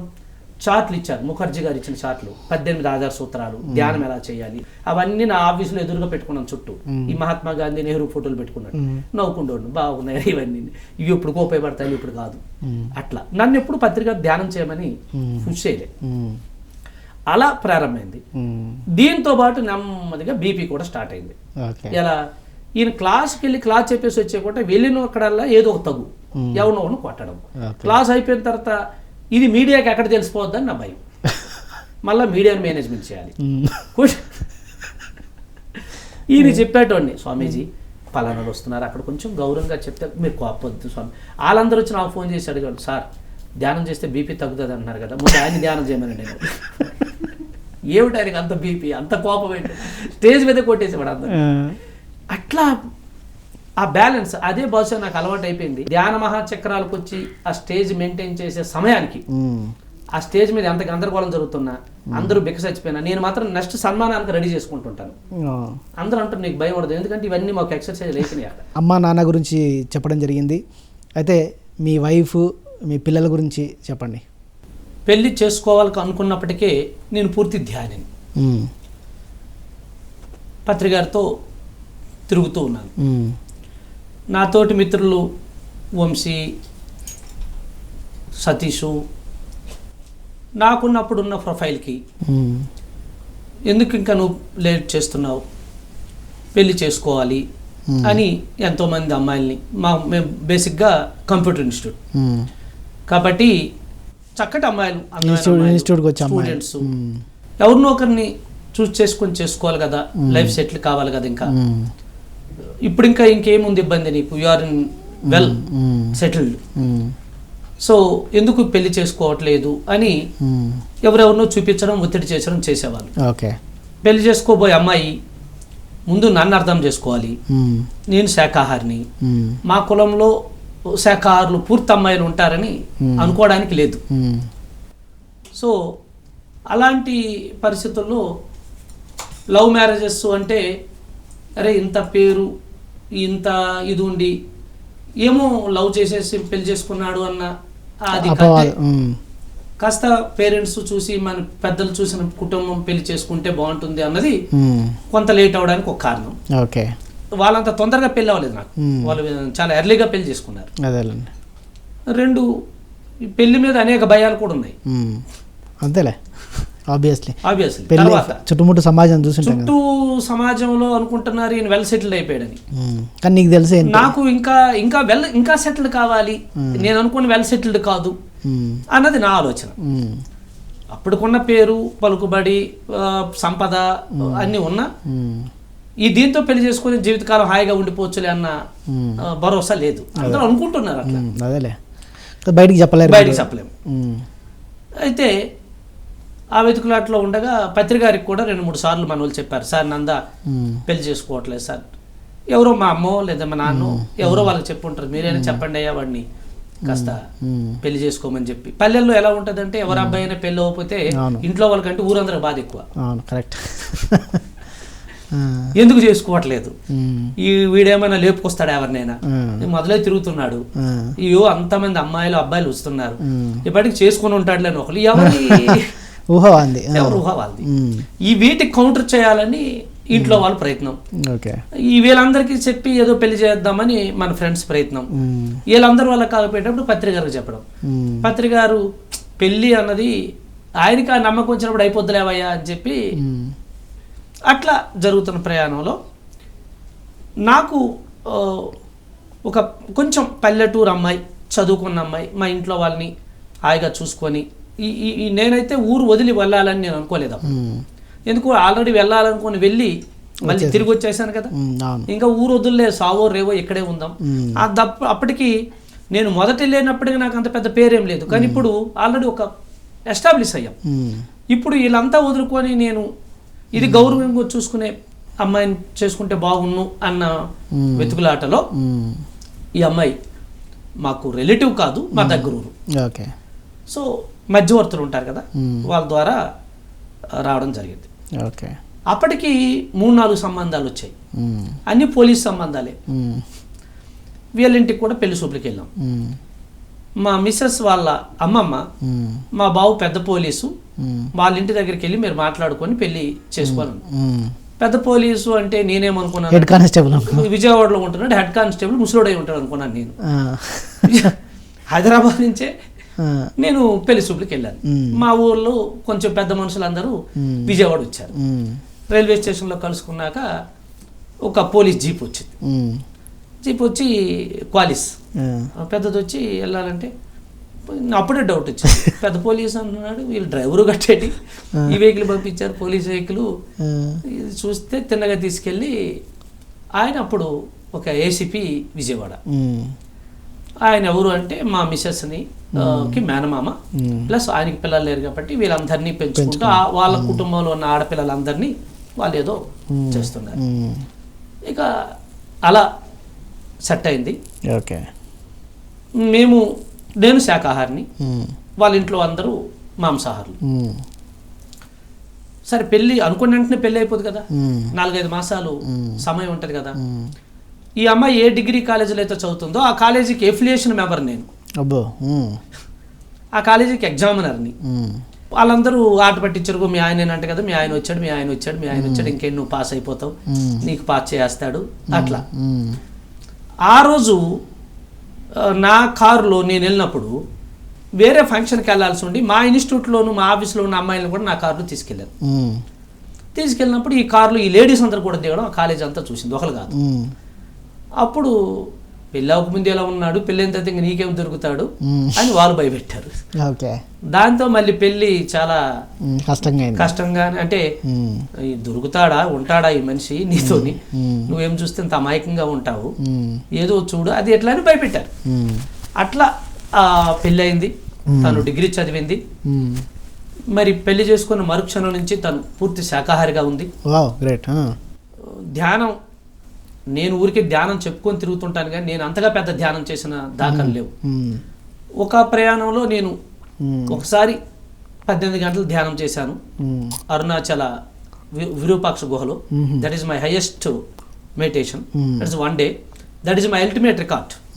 నా ధ్యానం కూడా 1 minute నుంచి ప్రారంభించాను. ఎన్నోసార్లు ఎంతోమంది చెప్పాను నేను, నాకేం ధ్యానం తెలియదు కదా, కళ్ళు ముసి నిద్ర వచ్చేది, అటు ఇటు చూసి ఎవరు చూస్తారని పడుకుండిపోయాడు. అలాంటి ప్రయత్నం చేయగా అప్రయత్నంగా ఒకసారి నేను ఒక 18 గంటలు ధ్యానం కూర్చొని, అదే నా ఎట్ ఏ టైం అనుకోని కూర్చున్నారా? అనుకోనే లేదు. మేము అందరం ఏం చేసేవాళ్ళం అంటే ప్రతి సాటర్డే నేను చెన్నై ఆర్ హైదరాబాద్ ఆర్ ఢిల్లీ ఎక్కడో దగ్గరికి వెళ్ళిపోయేవాడిని. ప్రతి సాటర్డేనా? అదేంటి? సాటర్డే సండే అక్కడ వెళ్ళి కంప్యూటర్స్ మార్కెటింగ్ అని చూసుకునేవాడిని. Okay okay. All the time నేను తిరగడమే, ప్రపంచం మొత్తం తిరగడమే. నేను ధ్యానంలోకి రాకముందే 20 దేశాలు తిరిగాను. ఇక ధ్యానంలోకి వచ్చినాక ధ్యానం పేరుతో తిరిగాను మిగతా దేశాలని. అలా వెళ్తున్నప్పుడు ఈ ధ్యానం పిచ్చి వస్తున్నప్పుడు సాటర్డే సండే ఎందుకు వెళ్ళకూడదు, సాటర్డే మార్నింగ్ అవర్లో పని చేసుకుని సాటర్డే సండే దగ్గరలో ఉన్న ఆశ్రమాలకు వెళ్ళేటోడిని. ఎన్ని ఆశ్రమాలు తిరిగింటారు? నేను ఒక 400-500 ఆశ్రమాలు తిరుగుంటాను. ద బెస్ట్ 400-500 ఆశ్రమాలు తిరిగాను. బుక్ రాయచ్చు మీరు ఆశ్రమ అధిపతులు అందరితో కలిశాను. నేను దర్శించిన ఆశ్రమాలని బుక్ రాయచ్చు. అందులో నుంచి తీసుకొచ్చిందే మన హైడాఖాన్ ఆశ్రమం. అందులో నుంచి తీసుకొచ్చింది. ఏంటి మీ ఇంట్రెస్ట్ ఆశ్రమాలు చూడాలని? ఎందుకంటే పత్రికారు తొలి రోజుల్లో మామూలుగా పౌర్ణమి రోజుల్లో ధ్యానం చేస్తే 3 రెట్లు శక్తి ఎక్కువ, సహజ నదీ తీరాల్లో చేస్తే ఇంకా ధ్యానం శక్తి ఎక్కువ ఉంటుంది, ఆశ్రమాలు సమాధుల దగ్గర చేస్తే ఇంకా అద్భుతమైనటువంటి సందేశాలు వస్తాయి అన్నది అది మొదటి నుంచి ఆయన మనకు అలవాటు చేస్తుంది. 2 లాభాలు ఉండేవి. ఆశ్రమంకి వెళ్ళి ధ్యానం చేస్తే ఒక ప్రశాంతత. ఆశ్రమంలో నేను మొదటి నుంచి నాకున్న ఆ ప్రయత్నంలో ఆశ్రమంలో ఎవరికి కనిపించే కొన్ని విషయాలు ప్రత్యేకంగా నేను తెలుసుకునేటోడు, నేర్చుకునేటోడు. అక్కడికి వెళ్ళి జర్నలిస్ట్ ఇన్వెస్టిగేషన్ అది ఒకటి ఉంది నాకు. ఇవన్నీ ఉపయోగపడుతున్నాయి. నేను రమణ మహర్షి ఆశ్రమానికి వెళ్తే అందరూ వెతుక్కునేది వేరు, నేను వెతుక్కునేది వేరు. హిమాలయ ఆశ్రమానికి వెళ్తే అందరూ వెతుక్కునేది వేరు, నేను వెతుక్కునేది వేరు. నాకు కావాల్సింది నాకు అక్కడ దొరుకుతుంది. దాన్ని ప్రమాణం అన్నాము, ప్రత్యక్షం అన్నాము, ప్రజ్ఞానం అన్నాము, ఇవన్నీ అట్లా ఉన్నాయి. దానికి తోడు పత్రేజీ గారు ఇచ్చినటువంటి ఒక రైట్ వే ఉంది మనకి. చూడండి ఎలా ఉంటుందో. నాకు హిమాలయాల్లో కూడా ఒక గురువు దొరికారు. ఆయన ఇప్పటికీ నేను ఏదైనా ఒక కొత్త ప్రాంతానికి వెళ్తే ఫోన్ చేస్తాను ఆయనకి. ఇప్పుడు వారు కాశీలో ఉంటారు. సార్ స్వామీజీ నేను పలానా చోట ఉన్నాను, మీరు అక్కడ ఉన్నారా? అయితే ఆ ఊర్లో పలానా వీధిలో పలానా సందులో ఒక గుడి ఉంటుంది, అక్కడ ఒక వినాయకుడు విగ్రహం ఉంటుంది, దానికి 5 అడుగుల దూరంలో ఒక చిన్న స్తంభం ఉంటుంది, అక్కడ కూర్చొని ధ్యానం చేయండి అంటాడు. ఎవరు మీకు తెలిసిన? నాకు తెలిసినటువంటి తెలుగు ఆయనే. ఆయన ఎప్పుడూ అమలాపురం ఆయన ఒక 50 సంవత్సరాలు అయిపోయింది హిమాలయాలకు వెళ్ళి. ఆయన మలయాళ స్వామి భక్తుడు. ఆ రకంగా ఆయన హిమాలయాలకు వెళ్ళిపోయారు గురు ఆజ్ఞతో. ఆయన కూడా హిమాలయాల్లో విస్తారంగా తిరిగాడు. Is nothing but living Osho. సన్యాసి ఓషో మెంటాలిటీ అంతా ఉంటుంది. ఇంత మొహమాటం కూడా ఉండదు. ఎవరైనా వచ్చి సార్ స్వామీజీ అంటే చాలే ఈ ఎగస్ట్రాలు ఇవి కాదులే అంటాడు. ఒకరు వచ్చి ఏమన్నారంటే స్వామీజీ నేను ఇవాళ హిమాలయాల్లో 10 కిలోమీటర్లు ట్రెక్కింగ్కి వెళ్ళి వచ్చేసాను అంటే సందడి చేస్తుంటే ఆపు అమ్మా, ఇక్కడ పశువులు కాసుకుని తిరుగుతాడు, ఆ మాత్రం దానికి ఎందుకు అలా అయిపోతున్నావు, ఏం సాధించావు చెప్పు అంటాడు. మనం హిమాలయాలకు వెళ్ళినప్పుడు మనకి ఇంట్లో ఉన్నప్పుడు కాలు చేతులు కడగడం దిగితేనే మనకు ఇంట్లో ఉన్నప్పుడు కాలు చేతులు కడగడం కానీ అక్కడికి ఆశ్రమానికి వెళ్తున్నాడు ఎక్స్ట్రాగా సాక్షులు ఇప్పేసి కాలు గడిగేసి ఆ నది నీళ్ళు నెత్తి మీద వేసుకోవడం, ఉదయానికి వెళ్ళి నదుల్లో స్నానం చేసి వస్తాం కదా, అది చూశాడు అనుక ఆయన మండి పడిపోతాడు. ఎవడు కడగమన్నాడు కాలు ఇక్కడ? ఆ పూజ ఏంటి? ఇంత వృధా ఒప్పుకోడు, ఇంత సరికాని పని ఒప్పుకోడు. అదే ఆయనకు నాకు నచ్చింది. పత్రికారి తర్వాత అంత నిర్మోహమాటం ఉన్న ఒక వ్యక్తిని నేను ఆధ్యాత్మికతలో ఆయనే చూడడం. ఆధ్యాత్మికతలో ఉన్న వాళ్ళందరికీ నిలువెత్తు మొహమాటం ఉంటుంది. ఏమంటే వాళ్ళు ఏమైనా అనరు, మనం వెళ్ళిపోయిన తిట్టుకుంటారేమో కానీ మనం ఎదురుగంటే వీళ్ళు ఎక్కడ దూరం అయిపోతారు. కానీ వీళ్ళు అలా ఉండరు. ఆయన ఫర్ ఎగ్జాంపుల్ నేను ఇలా విరూపాక్ష గుంపుకి వచ్చాను స్వామి. మీకు ఎక్కడ పరిచయం? హిమాలయాల్లో పరిచయం. ఓకే. ఇవన్నీ అలాగే కలిసి వస్తున్నాయి. నా ఇన్వెస్టిగేషన్కు నాకున్న మైండ్ ప్లస్ నాకు ఆ మార్గం చూపించడానికి ఉన్నటువంటి ప్రత్యక్ష గురువు. పత్రికారు వెరీ సింపుల్గా ఉంటుంది. దాంతో ఒకసారి ఏం చేసినారంటే ఎక్కడున్నావయ్యా అన్నారు. నేను ఒక బిజినెస్ సందర్భంలో చాలా సతమతమై ఉన్నాను, అంత డిజార్డర్ మోడ్లో ఉంది, ఒక 1 వీక్ 10 డేస్ దీనికి ఎక్కడ అందుబాటులో లేకుంటే ఎక్కడైనా ఉంటే బాగున్నా అని నేను సఫర్ అవుతున్నాను. ఇది బయటికి చెప్పుకోలేము, ఇక్కడ ఉండలేము, ఉండి చేయగలిసిందేమీ లేదు. కోర్టు నెక్స్ట్ వాయిదా వచ్చేదాకా ఏం చేయాలి, నువ్వు ఏం చెప్తావు, అలాని బయటికి చెప్పుకోలేము. ఫోన్ వచ్చింది, నువ్వు అర్జెంటుగా పూణే వచ్చాయా అన్నారు. పూణే అంటే కూడా ఎప్పటి నుంచో నేను వెళ్దాం అనుకున్నాను. స్వామీజీ అన్నారా? పత్రికారు. ఓకే. పూణేలో మన ఉమా మహేష్ వాళ్ళు అక్కడ గుల్టెక్ సెంటర్ కొండ ధ్యానం కేంద్రం. నేనేమనుకున్నాను, అమ్మయ్య మంచి టైంకి పిలిచారా, అంతవరకు ఆయన పిలిచిన నేను వెళ్ళలేను, నా వ్యాపారాల్లో ఇరుక్కుపోయి ఉన్నాను, మంచి టైం దొరికింది వెళ్దామని వెళ్ళాను. వెళ్ళిన తర్వాత ఏం చేశారా, ఒక్కరోజు ఆ 2 కేంద్రాలు తిప్పారు నన్ను. బాగానే ఉంది. నాకు అక్కడ తెలిసిన ఒక ఉమా మహేషే ఉన్నారు, తెలుగు అని, ఇంకెవరు లేరు. బాగుంది ఇక్కడైతే. సరే 4 పూణే మంచి ప్లెజెంట్ కదా, స్పిరిచువల్ కేంద్రం దగ్గర కూడా షిరిడి, అక్కడ కూడా వెళ్ళవచ్చు. మనం ఎక్కడికైనా వెళ్తే బోల్డ్ అని పథకాలు వేసుకుని వెళ్తాం కదా, వెళ్ళొచ్చని వెళ్తే నెక్స్ట్ డే మార్నింగ్ లేసి ఓకే ఆనంద నువ్వు ఇక్కడ 10 డేస్ అక్కడ ఉండు అని చెప్పేసి వెళ్ళిపోయినాడు సార్. రమ్మనడం ఎందుకు, ఇక్కడ వదిలేసి వెళ్ళిపోవడం ఏంటి? సార్ ఏమో లోనావాలా నుంచి ముంబై నుంచి ఆయన మహారాష్ట్ర వెళ్ళిపోయాడు. ఉండాలి కానీ ఏం చేయాలి నేను అప్పుడు నాకు మహేంద్ర రిసార్ట్స్లో మెంబర్షిప్ ఉండేది అప్పుడు, కాబట్టి ఆ మహేంద్ర రిసార్ట్స్లో ఉన్నాను. ఉండడానికి ఇబ్బంది లేదు, మెంబర్షిప్ కార్డులో ఉండొచ్చు. ఫుడ్ వాళ్ళు పెడుతున్నారు, కానీ స్విమ్మింగ్ పూల్ ఫుడ్ ఏముండాలి, నేను ఎంతసేపు ఉండాలి, నన్ను ఎవరు తిప్పిన వాళ్ళు లేరు. ఆ రిసెప్షన్లోకి వెళ్ళి అడిగాను నేను, ఇక్కడ పూణేలో ముఖ్యంగా చూడడానికి ఏమున్నాయి అనేసి. మన పక్కనే సార్ ఓషో ఆశ్రమం ఉంది అన్నారు. ఎగురు గెంతేసినంత పని అయింది నాకు. ఎప్పటి నుంచో ఓషో బుక్స్ అయితే చదువుతున్నాం, ఓషోని వింటున్నాం, ఓషో ఆశ్రమానికి వెళ్ళాలి కదా. సో వెళ్ళి ఒక 1 వీక్ అక్కడ జాయిన్ అయిపోయి ఒక స్వామీజీ అయ్యాను. అది వెళ్ళి వచ్చి అక్కడ ఆ ధ్యాన కేంద్రం అదంతా తిరిగి బయటకు వచ్చిన తర్వాత అర్థమైంది, ఓహో పత్రికారు మనకి ఏదైనా పిలిచాడంటే ఏదో పని ఉంటుంది, అది చెప్పరు ఆయన, మనమే తెలుసుకొని చెయ్యాలి అని. అది నాకు తర్వాత లైఫ్లో ఎంతో ఎంతో ఎంతో ఎంతో ఓషోని అర్థం చేసుకోవడానికి, ఓషోని స్టడీ చేయడానికి, మన సొసైటీలో ఇంత దీర్ఘకాలం పాటు పనిచేయడానికి, అనేక సందర్భాల్లో ఎదుర్కొంటున్న ఆ పరిణామాల నుంచి మనం బయటపడడానికి నాకు ఆ 1 వీక్ ట్రైనింగ్ చాలా యూస్ఫుల్ అయింది. ఓకే, చూసారు అలా ఉంటుంది, ఇలా ఉంటుంది. ఇక మనం పెళ్లి దగ్గర నుంచి ఓషో దగ్గరికి వెళ్ళిపోయాం. షీ అండర్స్టాండ్, చక్కగా ధ్యానం అయింది. పెళ్ళి అయిన తర్వాతనే సెకండ్ ఇయర్ డిగ్రీలో పెళ్ళి అయింది, థర్డ్ ఇయర్ కంప్లీట్ అయింది, తర్వాత టీటీసీ అయింది. ఆర్థిక కష్టాలు, నేను ఎప్పుడు ఇంట్లో ఉండేది కాదు, చాలా తక్కువ ఇంట్లో ఉండింది, ఊరి మీద తిరిగేది ఎక్కువ. సో ఈ కష్టాలు ఒక పక్క భరించాలి, మనమేమి అప్పటికి అన్ని ఆరిపేసి కూర్చున్నాం. తను ఓన్ స్టాండ్ మీద చేయాలంటే ఏదైనా ఉద్యోగం చేయాలి, ఏదైనా చేయాలన్న ఒక ఆలోచనలో ఉన్నప్పుడు జయలక్ష్మి మా మిస్సెస్, అప్పటికే ఒక పిల్లడు, ఆ తర్వాత ఎన్నో సంవత్సరాలకి ఇంకొకడు, రెండోవాడు. మొదటివాడు పుట్టుక కూడా ఆవిడకి ధ్యానం పట్ల, ఆధ్యాత్మిక పట్ల మరింత పట్టు పెంచింది. అది ఏం సందర్భం అంటే, మొదటి గర్భం వచ్చినప్పుడు డెలివరీకి ముందు వాళ్ళ ఇంటికి వెళ్ళాలి. మనం కూడా ఎంత వేగం దించేస్తే మనం అంత వేగం ఊర్లో తిరుక్కోవచ్చు. దించేశాను. దించిన తర్వాత ఇక్కడ కొత్త తగు వచ్చింది. పుట్టబోయే పిల్లలకి ఏం పేరు పెట్టాలి, అది మా ఇంట్లో వాళ్ళు ఇష్టపడిన పేరు పెట్టాలా, వాళ్ళ ఇంట్లో వాళ్ళు ఇష్టపడిన పేరు పెట్టాలా, అది ఒక పెద్ద చర్చ అయిపోయింది, పెద్ద డిస్కషన్ అయిపోయింది. అప్పుడు ఈ గొడవ ఎందుకు, చాలా తలనొప్పి అయిపోయింది. అది పల్లెల్లో ఈ మామూలుగా ఎలా ఉంటుంది అంటే, వాళ్ళ పట్టుదల చాలా చిన్న విషయానికి చాలా పెద్ద పట్టుదల పడతారు. వాళ్ళు అనుకున్న పేరు వాళ్ళు పెట్టాలనుకుంటారు, ఇంట్లో అనుకున్న వీళ్ళని కాదనలేమో, వాళ్ళని అవునలేము. ఆ సంఘర్షణ బలంగా ఉంటుంది, గట్టిగా ఉంటుంది. ఎందుకు వచ్చిందిలే, పత్రికారిని అడుగుదాము, అందరికీ పేర్లు పెడుతుంటారు కదా సారు, ఏం పేరు పెడతారు అని చెప్పి సార్ని అడుగుదాం. రేపు తన పుట్టింటికి వెళ్ళిపోద్దనగా ఈరోజు ఒక కవర్లో పేరు రాసి, ఈ కవర్ తీసి చదవండి. ఎవరన్నారు? జయలక్ష్మి అంది. నేను అప్పుడున్న అనేక కారణాల వల్ల తన మాటకు అంత విలువ ఇవ్వడమే లేదు, ఈవిడేం పెద్ద చదువు కాదు, ఏమీ లేదు అని చెప్పి అట్లా ఏదో చాదస్తాం ఇదంతా, ఇది మళ్ళీ ఇది కొత్త పంచాయతీ ఏదో పెడుతుంది, ఎందుకు వచ్చింది ఇప్పటికే తలనొప్పి అని చెప్పి నేను ఆ కవర్ చదవలేదు. ఆ కవర్ ఆ బుక్లోనే ఉంది.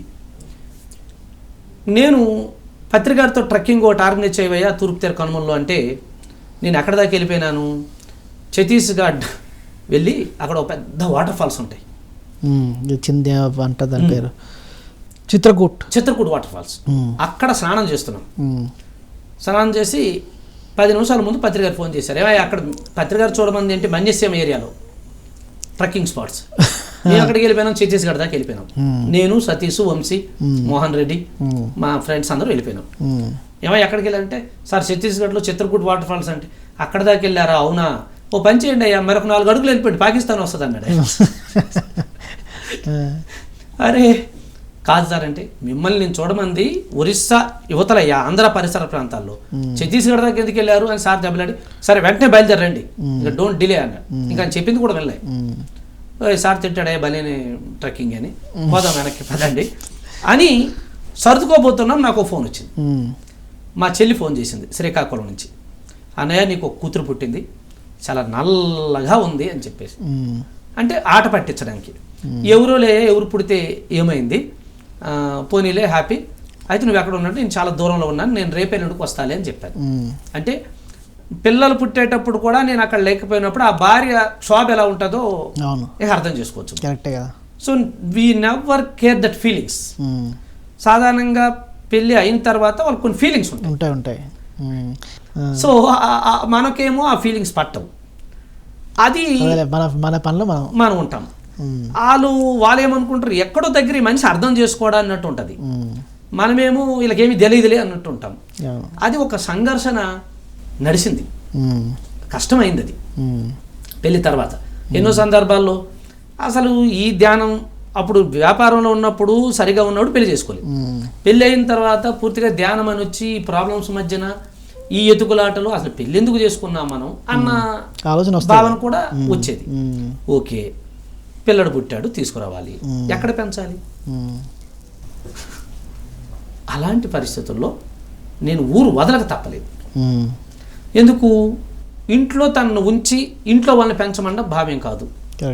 ఇంట్లో తను ఉంచి వాళ్ళింట్లో వాళ్ళు ఇచ్చి పెంచితే తన స్వేచ్ఛకి భంగము, ఒప్పుకోరు. కాబట్టి మా కాళ్ళ మీద మేము నిలబడాలి. నేనేమో ఉద్యోగం చేసే పరిస్థితి లేదు, వ్యాపారం చేసే పరిస్థితి లేదు. తనే బాలింతగా ఉండి కూడా నేను ఏదైనా స్కూల్లోనైనా ఉద్యోగం చేస్తాను, మనం సపరేట్గా ఉందాం, ఇదంతా వద్దు అని చెప్పి విశాఖపట్నం వచ్చినప్పుడు స్టీల్ ప్లాంట్ వీఆర్ ల్యాండింగ్. సాధన పిరమిడ్ ధ్యాన కేంద్రం. మళ్ళీ అక్కడ ఉన్న అంతకుముందు మనం ఉన్నాం కాబట్టి కంప్యూటర్లు ఆడాలి. ఇప్పుడు ధ్యానమే తెలుసు కాబట్టి ధ్యానులందరినీ తయారు చేసుకోవడం. వాళ్ళు ఉన్నతంగా అక్కడ కేంద్రం తయారైంది. చక్కగా మమ్మల్ని ఏ లోటు లేకుండా కొన్ని సంవత్సరాల పాటు వాళ్ళు అందరూ కాకి పిల్లల్ని పెంచినట్టు, అది ఎక్కడో ఏదో తెచ్చి ఆ కాకి పిల్లలకి పెడుతుంటది కదా, అలా వాళ్ళందరూ ఏమో 100 మంది చక్కగా, అసలు నేను లేను కానీ, కూరగాయలు కానీ, బియ్యం కానీ, చదువు కానీ, ఇంటద్ది కానీ, కరెంటు బిల్లు కానీ, నేను ఒక గెస్ట్లా వచ్చేవాడిని. అంతే అన్ని జరిగిపోయేవి. అందరూ చక్కగా చూసుకునేటోళ్ళు. వెళ్ళిపోయేటప్పుడు మళ్ళీ మీరు వెళ్తున్నారు కదా, ఇది 1000-200 ఖర్చులు కొంచెం డబ్బులు కూడా ఇచ్చేది, వాళ్ళే పంపించేటోళ్ళు. ఇలా కొన్ని సంవత్సరాలు మళ్ళీ నిలదొక్కుంటూ ఈ లోపు రెండవ అబ్బాయి. అయితే ఆ మొదటి ఎక్స్పీరియన్స్ చెప్తాను. పిల్లడు పుట్టాడు, ఇక బారసాల పేరు పెట్టాలి. ఆ పేరు పెట్టడానికి వచ్చేటప్పటికి ఈ 2 కుటుంబాల మధ్యన యుద్ధ వాతావరణం వచ్చేసింది. మొదటే పిల్లాడు కాబట్టి మా ఇంట్లో వాళ్ళు గట్టిగా పట్టు పెట్టారు, మేము చెప్పిన పేరే పెట్టాలి. వాళ్ళ ఇంట్లో వాళ్ళు అబ్బాయి నేను చెప్పలేని పరిస్థితి, అవునలేని పరిస్థితి. పత్రికారిని అడిగాం. పత్రికారు ట్రెక్కింగ్కి వచ్చారు. పాకలపాటి గురువు గారు ఎల్లుండి ఆడికి పేరు పెట్టడం అంటే ఇంకా నేను ట్రెక్కింగ్లో ఉన్నా, మన్నిసేమ ట్రెక్కింగ్. లాస్ట్ సార్ వెళ్ళిపోయే ముందు ఏంటి ఇంకేంటి విషయాలంటే, ఎవరు చెప్పారు సార్ నందాక అబ్బాయి పుట్టాడు సార్, కానీ వెరీ హ్యాపీ, పేరు కావాలి సార్, కాసేపు ధ్యానం చేపించి అందరితోని సిద్ధార్థ అని పెట్టండి అన్నాడు. సిద్ధార్థ అని పెట్టండి అన్నారు.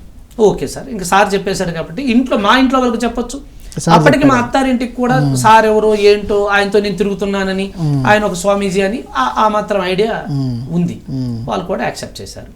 పేరు పెట్టేశాం. పేరు పెట్టేసిన తర్వాత మళ్ళీ మా ఇంటికి వెళ్ళినప్పుడు, ఏమంటే నేను మీకు ఇచ్చిన కవర్ చదివారా అంది. లేదే అప్పుడే ఇచ్చావు, అదే పైన పెట్టేసాము, ఆ బీరువాలో ఉంటుంది అంటే ఏ బుక్లో పెట్టి, ఏ బుక్లో తెలియదు, నువ్వు అప్పుడు ఇచ్చిన బుక్. ఆ బాట్ని రికార్డు పుస్తకాలను తీసి దులిపితే ఆ కవర్ చింపిన తర్వాత అందులో ఆవిడ రాసిన పేరు సిద్ధార్థ. అప్పుడు అర్థమైంది, ఆమె ముందే రాసి పెట్టింది. అప్పుడు అర్థమైంది. నువ్వు ఎలా రాసావు, ఊహించావా? ఏంటంటే ధ్యాన మాతృత్వం అన్న కాన్సెప్ట్ని తను అప్పటికే శాకాహారిగా మారి ఈ పిల్లలను తీసుకోవాలన్న ఉద్దేశం వచ్చిన తర్వాత అప్పటి నుంచి, ఆ పిండం వచ్చినప్పటి నుంచి తనతో మాట్లాడడం ప్రారంభించింది. కొన్ని 24 గంటలు, 28 గంటలు, 30 గంటలు కూడా ధ్యానంలో కూర్చుండేది. కంటిన్యూ కూర్చుండేది. అవునా? మహామొండి. అందరూ ఊర్లో దెయ్యం పట్టేసింది అనుకుంటారు, ఇలా కూర్చుండేది అంతే, కర్ర పాతేసినట్టే. ఏమనుకుంటే వాళ్ళు ఇంట్లోని ఈ ధ్యానము ఇదంతా ఊర్లో తెలియదు కదా, వీళ్ళేదో తగులు పడిపోయారు, అందుకే అమ్మాయి నిరాహార దీక్ష చేస్తుందని పోతుంది. వీళ్ళు ఎక్కడో నేనుంటే మా అమ్మ చెల్లి ఎవరో ఫోన్ చేసి, ఎవరే అది తినట్లేదురా అంటే ఈ విషయం చెప్పేవారు కాదు. వాళ్ళు తినట్లేదంటే వీళ్ళేదో తగు పడ్డారు కదా అనుకుంటాడు నేను. ఇలాంటి టెన్షన్ కొన్ని రోజులకు అర్థమైంది. తను చక్కటి పట్టు బాగా ఆ అర్థంతో నెమ్మదిగా అర్థం చేసుకోవడానికి సుమారు 10 సంవత్సరాలు పట్టింది. 10. ఆ తర్వాత మేము వైజాగ్లో వచ్చిన తర్వాత ఈ ధ్యానం వరకు అంటే అంతకుముందు ఆవిడకి కూడా ఏంటో ఈ మనిషి ఏదని పెళ్లి చేసుకున్నాడు, వాళ్ళు ఇచ్చిన కట్నంకి ఇచ్చిన డబ్బులు కూడా మన వ్యాపారాల్లో వెళ్ళిపోయినాయి, ఈ ఇక్కడేంటి బతుకు, వీళ్ళందరూ వచ్చి పెడుతున్నారు, మా ఆయన ఏదో పెద్ద ఆఫీసర్ అనుకున్నాను నేను, స్టీల్ ప్లాంట్లో ఇల్లు తీస్తాను రమ్మంటే పెద్ద ఆఫీసర్ గా అనుకున్నాను, దానికి ఇవేమి తెలియదు. ఇక మన సొసైటీ సంగతి మీకు తెలిసిందే కదా. అలా అర్థం చేసి ఈయన ఏదో చేస్తున్నాడు, వీళ్ళందరికీ చేయకపోతే వీళ్ళందరూ ఈయనకి ఎందుకు చేస్తారు అన్నది ఆ ఒక్క రియలైజేషన్ వచ్చిన తర్వాత తన దృష్టి మారింది. ఆ దృష్టి మారినప్పటి నుంచి ఇంకా మా చిన్నోడు రావడం ఆఫ్టర్ లాంగ్ టైం బ్యాక్. చిన్నోడు టర్నింగ్ ఇంకా అక్కడి నుంచి ఓటీ అప్పటికి మనం సొసైటీలో ఎస్టాబ్లిష్ అవ్వడం, గతమంతా అవగతమై భవిష్యత్తు విగతం అవ్వడం. బ్యాక్ లైఫ్ అంతా చూస్తే ఏమనిపిస్తుంది అంటే అవగాహన రాకముందు ఇది ఒకలా ఉంటుంది, అవగాహన వచ్చిన తర్వాత ఒకలా ఉంటుంది. ఇది చాలా ఇంపార్టెంట్. అందరూ అనుకుంటారు నా జీవితం అంతా ముళ్ళబాటే అని. ఎస్, ఎన్నో కష్టాలు, ఎన్నో శిఖరాలు, ఎన్నో లోతులు నడుకుంటా ఎవరి జీవితం అంత సులభంగా ఉంటుందని నేను అనుకోను.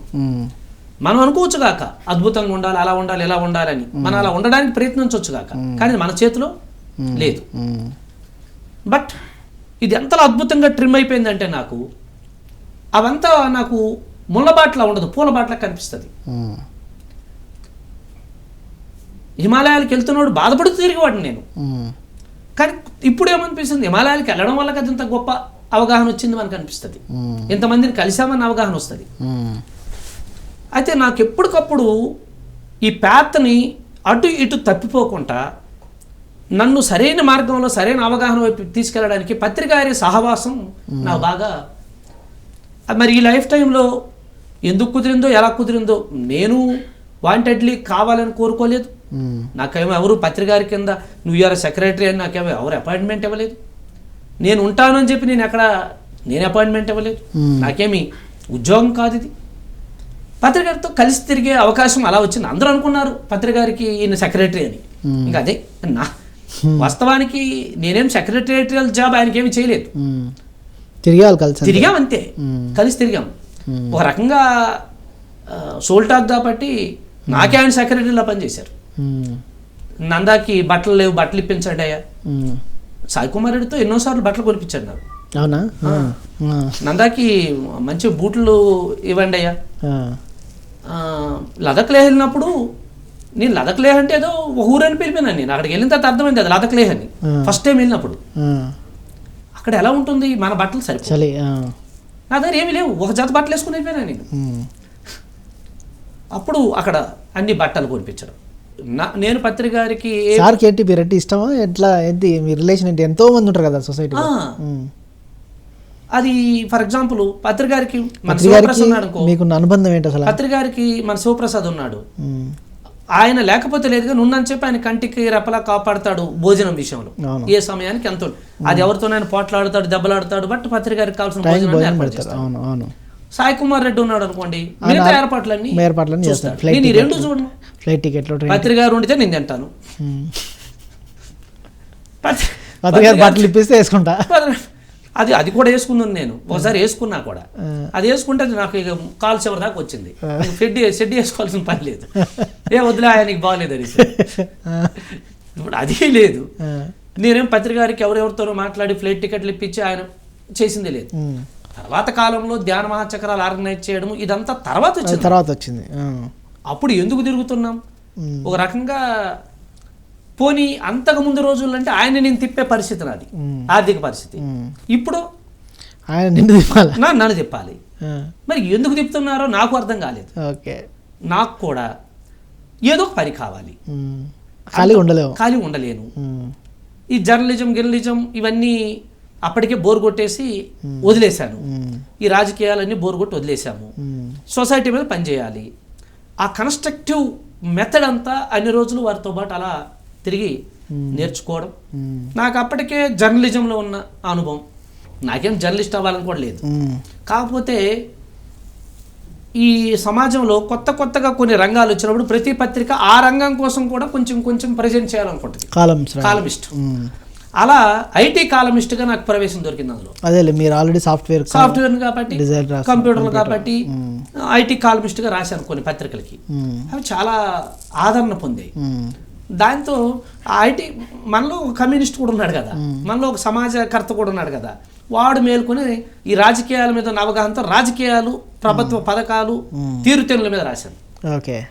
అక్కడి నుంచి ఆ రోజుల్లో నక్సలైట్లు దళపతి గణపతిని ఇంటర్వ్యూ చేసేదాకా ఆ పర్లాకిమిడి అడవుల్లో చేశాం మేము. మాకు జర్నలిజంలో కూడా నాకు ఎక్కడ దొరికినా ఇలాగే దొరికారు. జర్నలిజంలో అత్యుత్తమ అవగాహన ఉన్నటువంటి వ్యక్తులతో, ద టాప్ లెవెల్ పీపుల్తో మంచి పరిచయాలు, మిత్రత్వం. ముఖ్యంగా మా నలిధర్మారావు గారు, ఆంధ్రప్రదేశ్ యూనియన్ వర్కింగ్ జర్నలిస్ట్ మాజీ అధ్యక్షులు, అలాగే ప్రసాద్ గారు, సమాచారం ప్రసాద్ గారు, అలాగే ఈశ్వరరావు గారు, వీళ్ళందరూ జర్నలిజంలో అప్పటికే పండిపోయి ఉన్నారు. వీరితో మిత్రత్వం. మాకు డిపిఆర్ఓ ఈ జర్నలిజంలో కూడా ఒక కంప్యూటర్ మా స్పెషలిస్ట్ వచ్చినాడంటే ఒక ప్రత్యేకమైన గౌరవం, ఎక్రిడేషను.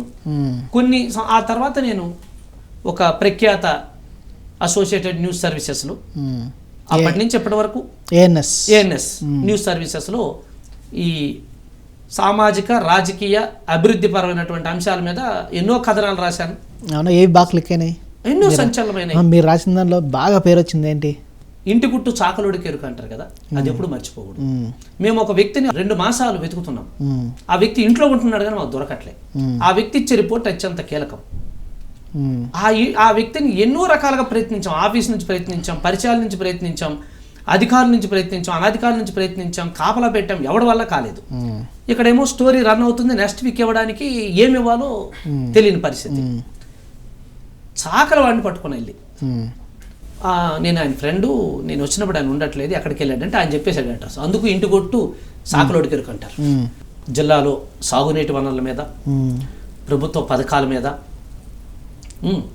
మంచి ఆర్టికల్స్, అవి జిల్లా సర్వసభ్య సమావేశాల్లోనూ నుంచి అసెంబ్లీ వరకు చర్చోపని చర్చ ఉన్నటువంటి అంశాలని నేను మీకు రాయడం అన్నది ఈ ధ్యాన జగత్ మ్యాగజైన్ రాయడానికి ఉపయోగపడిందా?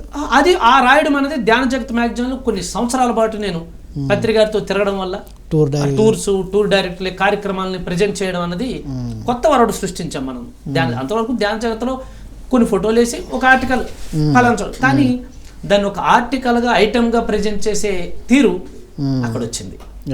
అక్కడి నుంచి ఇక పత్రిక మనకి ఒక పని చెప్పారు, ఇక మహాత్ములందరినీ మన ధ్యాన జగత్లో తీసుకురావాలి అని.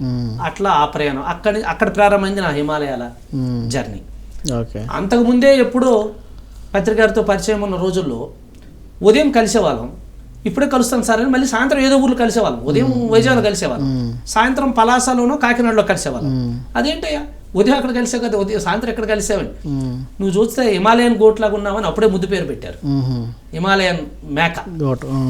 ఏం సార్ అది ఏం చేస్తుంది, నాకు హిమాలయన్ తెలియదు కదా, ఏం చేస్తుంది సార్ అంటే అది ఇప్పుడే ఈ శిఖరం మీద ఉంటుంది, మళ్ళీ కళ్ళు మూసేలోపు ఇంకో శిఖరానికి వస్తుంది, అలా నువ్వు తిరుగుతున్నావని అట్లా అప్పట్లో ఆయన పెట్టిన పేరు.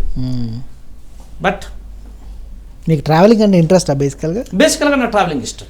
Instead of business or service తిరగాలి, ఏదో తిరగడం ఇష్టం అంటే ఏంటి, ఎక్స్ప్లోర్ చేయడం ఇష్టమా లేకపోతే అంటే ఎందుకని ఇష్టం తిరగడం అంటే ఒక కారణం? తిరగడం ఎందుకంటే ఇష్టం అంటే తిరుగుతుంటే ఎంతో నేర్చుకున్నాను నేను. ఓకే, ధ్యానం పుస్తకాలు చదవడం కంటే తిరిగి తిరిగి తిరిగి ఇంతమంది వ్యక్తులను కలుస్తున్నప్పుడు నేర్చుకున్నది ఎక్కువైంది, అవగాహన పరిధి ఎక్కువైంది. నాకు అక్కడ కుదిరింది నేర్చుకోవడం అంతే. అందుకు నాకు ఒక్క రోజు 2 రోజులు వారం రోజులు ఖాళీ ఉన్న హిమాలయాలకు వెళ్ళిపోతాను, లేదంటే ఏదైనా దేశం వెళ్ళిపోతాను, ఎక్కడికైనా వెళ్ళిపోతాను. డబ్బులు ఎవరు ఇస్తారు? అది అలాగే వస్తున్నాయి, వేరే దేశానికి అలాగే వచ్చినాయి.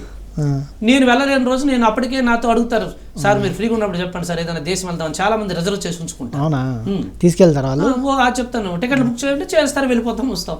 ఓకే, అలా ఎంతో మంది ఎన్నో దేశాలు నాతో సుమారు 60 దేశాలు తిరిగారు. ఓకే, అది విచిత్రం ఏంటంటే వాళ్ళు లేడీస్ అయినా వాళ్ళ ఇంట్లో వాళ్ళు అబ్జెక్షన్ చేయరు. మేము పలానా వాళ్ళతో వెళ్తున్నామండి, మామూలు అంటే ఎవరు వెళ్తున్నారు, ఎవరితో వెళ్తున్నారు, ఎన్ని రోజులు వెళ్తున్నారు, ఏ కంపెనీ, ఇది ఇన్వెస్టిగేషన్ ఉంటుంది. కానీ పలానా వాళ్ళతో వెళ్తున్నాము, వాళ్ళ టికెట్లు కూడా మనమే చేస్తాం అంటే ఒకటి, వాళ్ళు టూరిస్ట్ అంటే ఎంత రేటు ఎంత తీసుకుంటాడో అలా మనమే ఆయన తీసుకెళ్తున్నాం అంటే ఇంకా క్వశ్చనే లేదు కదా. కాబట్టి అట్లా ఒక ఫ్యామిలీ ట్రిప్ లాగా నుంచి గ్రూప్స్ వరకు అట్లా తిరగడం అలవాటు. అట్లా మంచి ట్రెక్కింగ్స్ ప్రపంచం అంతా. మా ఇంట్లో తిట్టేవాళ్ళు కదా, మీ భార్య ఏంది ఎట్లా తిరుగుతున్నావు? నేను అదే చెప్తాను కదా, ఆవిడ అవగాహన పరిధి పెరిగిన తర్వాత ఈ మనిషి నాకు ఎలాగో ఉపయోగపడ్డు, నాకంటే ప్రపంచానికి ఉపయోగపడుతున్నట్టున్నాడు కాబట్టి వాళ్ళకైనా ఉపయోగపడని అని ఆ ఫ్రీ హ్యాండ్ ఆవిడ ఇచ్చింది. ఓకే, చిన్నప్పుడు తల్లిదండ్రులు ఇచ్చారు, పెళ్ళైన తర్వాత కూడా భార్య నుంచి పిల్లల నుంచి ఆ చక్కటి సహకారం నాకు అందించబడింది. పిల్లలు మిస్ అయ్యేవాళ్ళు కదా? వాళ్ళు ఎప్పుడు అది ఫీల్ అవ్వలే, పిల్లలు ఎప్పుడు ఫీల్ అవ్వలే. వాళ్ళు జనరల్గా అంటారు తల్లి తండ్రి లేకపోతే పిల్లలు ఇన్ని రోజులు లేకపోతే ఫీల్ అవుతారు, అడగరా, ఎక్కడికి వెళ్తారు, వాళ్ళు ఎవరు అడగరు. ఉన్నంతసేపు they are with me happily and ఎంజాయబుల్గా ఉంటారు నాతో, ఏ దూరం ఉండదు, అంత మిత్రుల ఫ్రెండ్స్ లా ఉంటారు నాతో. పిల్లలు కూడా ఇద్దరు. నేను ఇప్పుడు వెళ్తున్నా అంటే ఎప్పుడు వస్తారు, ఎక్కడున్నారు, ఏం అడగరు. ఓకే, మా నాన్నగారు క్యాంప్కి వెళ్ళిపోయినారు. తర్వాత ఒక సందర్భంలో మీ ఆయన ఏం చేస్తున్నాడని అంటే నేనేం చెప్పాలని మా ఆవిడ అడిగేది. ఏం చెప్పాలో తెలియదు, తిరుగుతాడని చెప్పాలి అంటే ఆ విషయం అయితే మాకు తెలుసులే, చిన్నప్పటి నుంచి తిరుగుతాడు, పెద్ద తిరిగిపోతే కానీ ఏ పని చేస్తాడు చెప్పంటే నాకు తెలియదు అని. చుట్టాలు కూడా ఆశ్చర్యపోయి నువ్వేం పెళ్ళ అనేవి ఏం చేస్తున్నాడు కూడా నీకు తెలియకపోతే ఎట్లా అని. అవి పూరించడానికేనేమో జర్నలిస్టు అని చెప్పితే మీ ఆయన ఎప్పుడు ఇక్కడ ఉంటారు కదా ఎలా జర్నలిస్ట్ అంటారు. ఇది ఒక ఇన్వెస్టిగేషన్ అవుతుంది. నాకు జర్నలిజం కూడా చూడండి ఏఎన్ఎస్ దొరకడం అదృష్టం. అదే నేను ఏదో పత్రిక అనుకోండి అక్కడే ఉండి పనిచేయాలి. నేను ఎక్కడున్నా నేను పంపించాల్సిన వార్త పంపిస్తే నేను ఎక్కడున్నానో వాడు అడగడు. అంతే కదా.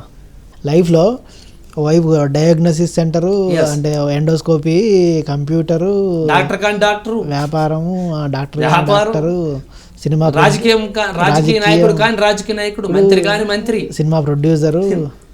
ఇప్పుడు ఒక సందర్భంలో ముఖ్యమంత్రితో కూడా అపాయింట్మెంట్ కావాలంటే నందాన్ని పట్టుకుంటే అయిపోతుంది అన్నంత నాకైతే ఆ ఫ్రీ యాక్సెస్ దొరుకుతుంది. ఎలాగో దొరికేది అంతే. అది వేదిక కానీ ఆఫీసులు కానీ ఒక ఎంటర్ప్రీనర్ ఏదో ఒక కార్డులో ఏదో ఒక పరిచయస్తుడు ఎక్కడికి వెళ్ళినా ఉంటాడు, ఏ మూలకి వెళ్ళినా ఉంటాడు. తర్వాత మళ్ళీ ఈ సిబిఐ ఏంటి ఏసీబీ యాంటీ కరప్షన్ బ్యూరో అవినీతి రహిత భారత్ కావాలి అని మోడీ గారు మొట్టమొదటిసారి ప్రధానమంత్రి అయిన తర్వాత పార్లమెంటరీ కాన్స్టిట్యూషన్ కమిటీతో ఒక కమిటీని ఏర్పాటు చేశారు. నీతి ఆయోగ్లో సెంట్రల్ విజిలెన్స్ బోర్డు నుంచి అవినీతి చేస్తున్నారు కారణం దాని తాలూకా దుష్పరిణామాలు తెలియక అవినీతి ఏదో అందలం అనుకుంటున్నారు. అవినీతి అన్నది దేశానికి కానీ వ్యక్తికి కానీ సమాజానికి కానీ మంచిది కాదు. ఈ విషయంలో సరైన అవగాహన లేక ఎక్కువ మంది అవినీతి చేస్తున్నారు. అవినీతి చేయాలని కాదు. అయితే దీన్ని నిరోధించడం ఎట్లా? చట్టంతో నిరోధించబడదు. రాజకీయ నాయకుడు ఒక ప్రసంగం చేస్తే నిరోధించబడదు. ప్రజలందరిలోనూ రూట్ లెవెల్ నుంచి గ్రాస్ రూట్ లెవెల్ నుంచి ఒక సమూలమైనటువంటి అవగాహన దీని మీద రావాలి అంటే అధికారులతోనే కాదు. ఏసీబీ అంటే అందరూ ఏమనుకుంటారంటే రైడింగ్ అనుకుంటారు. ఈ ఏసీబీ రైడింగ్ చేసిన డిఎస్పీనే అవినీతి చేసి దొరికిపోతుంటాడు. అంటే పెద్ద అవినీతి చేసి చిన్న అవినీతి చేస్తే తగ్గిపోతుందా అన్న ఫీలింగ్లో ఉన్నారు అందరూ. దీనికి ఒక సరైనటువంటి ఇది తీసుకురావాలని ఎన్నో కమిటీలు వేశారు. మానవ వనరుల మీద, హ్యూమన్ రైట్స్ మీద, యాంటీ కరప్షన్ మీద, క్రైమ్ ఫ్రీ ఇండియా మీద అలా వేసినటువంటి సందర్భంలో ఒక ఢిల్లీ ఒక స్వచ్ఛంద సంస్థ ఈ మూమెంట్ని తీసుకున్నప్పుడు దేశవ్యాప్తంగా కొంతమందిని ఎంపిక చేసి అందులో జర్నలిస్టులు, అడ్వకేట్స్, ఇంటలెక్చువల్స్, ప్రొఫెసర్స్ ఒక్కొక్క ప్రాంతం నుంచి ఒక్కొక్కరిని ఎంపిక చేస్తున్న సందర్భంలో మా ఆంధ్రప్రదేశ్ నుంచి మా ప్రాంతం నుంచి జర్నలిస్టు ఈడైతే సరిపోతాడు దీనికని సూచించడం వల్ల నాకు ఆ యొక్క గౌరవమైనటువంటి అది దొరికింది. ఏసీబీ అసిస్టెంట్ డైరెక్టర్ విశాఖపట్నం రీజన్కి. నా పని ఏంటి? అందరూ అనుకున్నట్టు నేను ఎవరు డబ్బు ఉన్నాడు చూసి వాళ్ళ ఇంటి మీదకి వెళ్ళి రైడ్ చేయడం కాదు. అవినీతి ఎందుకు చేయాలి, చేయకుండా ఉంటే మేలేంటి, అవినీతి వద్దు అన్న ఒక అవగాహన కార్యక్రమాలను కల్పించడం.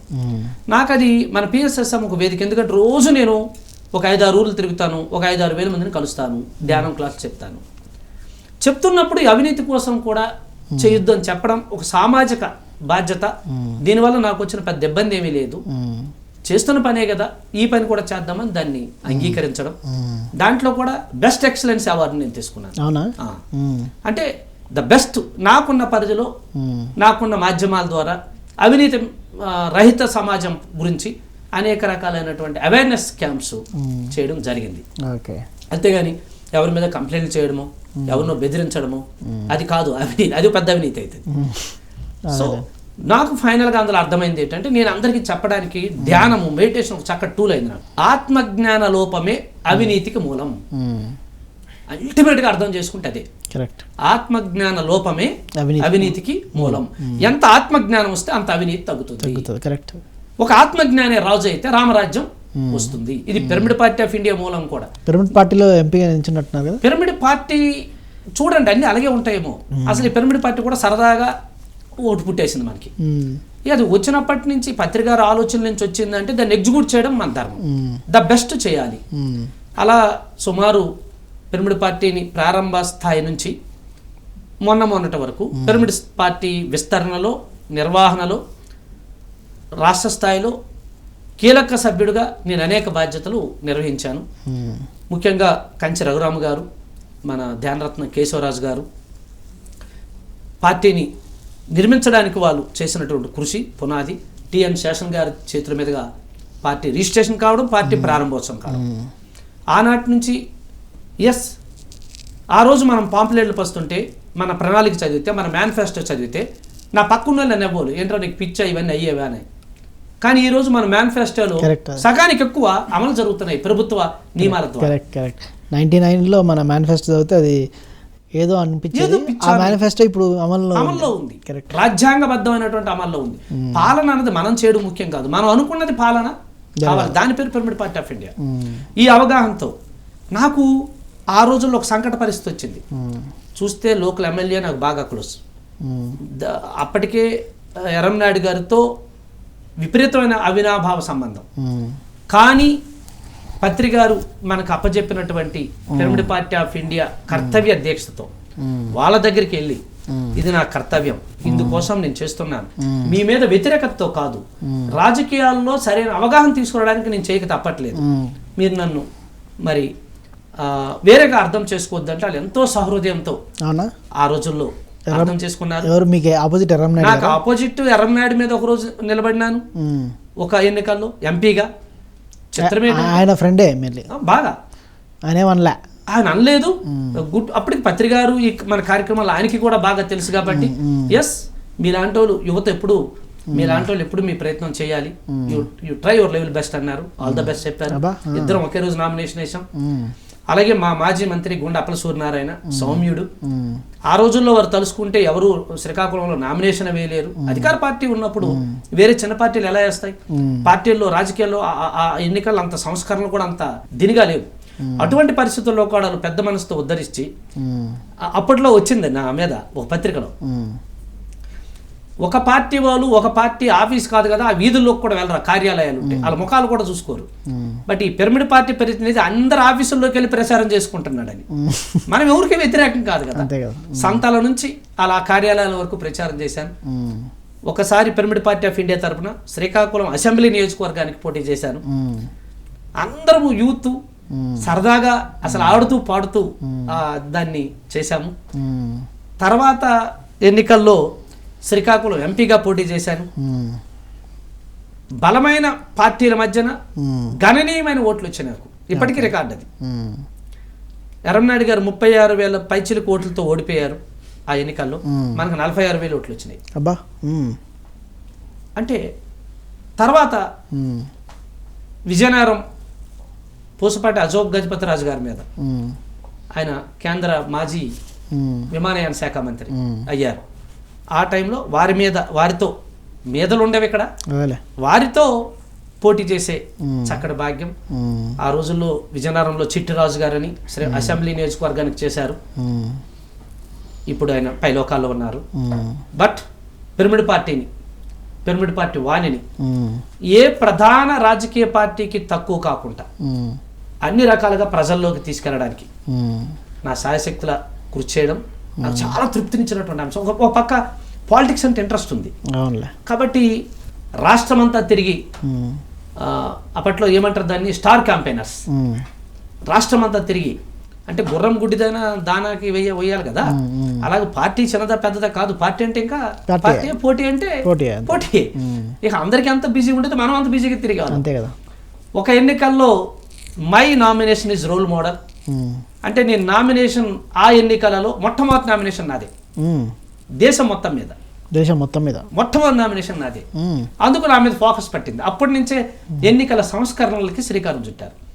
సో నా నామినేషన్ వేసే రోజు నుంచి రిజల్ట్ వచ్చే రోజు వరకు 8 స్క్వాడ్స్ నా మీద పెట్టి, నేను పడుకొని లెగిసినప్పటి నుంచి నిద్రపోయే వరకు నేను ఎక్కడెక్కడ తిరుగుతున్నాను, నేనేమేం ఖర్చు పెడతాను, ప్రతిదీ రికార్డ్ అయింది. తద్వారా ఒక డాక్యుమెంటరీ తయారు చేశారు. అంటే ఒక అభ్యర్థి ఎన్నికల్లో దిగి పోటీ చేసి తిరిగితే ఎంత ఖర్చు పెట్టగలుగుతాడు, ఎలా జరుగుతుంది అనేది ఒక నామినేషన్ ఒక రోల్ మోడల్ అయింది. అప్పుడు అనిపించింది నాకు, ఓహో ఇందుకేమో మనం పోటీ చేసాం. అది ఎంతోమందికి పాఠమైంది, గుణపాఠమైంది. ఈరోజు ఎన్నికలు ఎవరైనా ఇంత స్వేచ్ఛగా పోటీ చేస్తున్నారంటే ఎన్ని సంస్కరణలు వచ్చాయి, ఎంత అద్భుతం వచ్చింది. ఈవేళ పిరమిడ్ పార్టీ లాంటి వ్యక్తులు, సామాన్యమైనటువంటి వాళ్ళు అసామాన్యులుగా ధీరులతో పోటీ చేయాలంటే ఎంత అద్భుతం జరుగుతుంది. పిరమిడ్ పార్టీలో ద బెస్ట్ మూమెంట్, అందరూ ఏం చూసుకుంటారో మాకు తెలియదు కానీ ఎన్నికలు ఎప్పుడు వస్తాయా అని నేను చూసుకునేటోడు. ఎందుకంటే చేతినంటే ఆ పైన 6 మాసాలు పాంప్లెంట్లు పంచడము, ప్రచారం. మీరు కూడా ఎన్నో పాటలు రాశారు కదా, పిలుస్తుంది పిరమిడ్ పార్టీ, కదిలి రండి అని చెప్పి, అవన్నీ దేశానికి వినిపించడం. హిమాలయాల్లో మీకున్న జర్నీలో మీరు మర్చిపోలేని ఒక అనుభవం, ఒక అనుభూతి చెప్పండి. అంటే ఎన్నో ఉంటాయి, చాలా ఉన్నాయి, బట్ ఒక్కటి మర్చిపోలేనిది అద్భుతమైన అనుభూతి. నేను హనుమంతుల వారిని, సాక్షాత్ హనుమంతుల వారిని నా ప్రమాణాలతో 3 సార్లు నేను దర్శించిన తర్వాత ఇది హనుమంతుడే అని నాకు నేను అర్థం చేసుకోవడం. ఒకసారి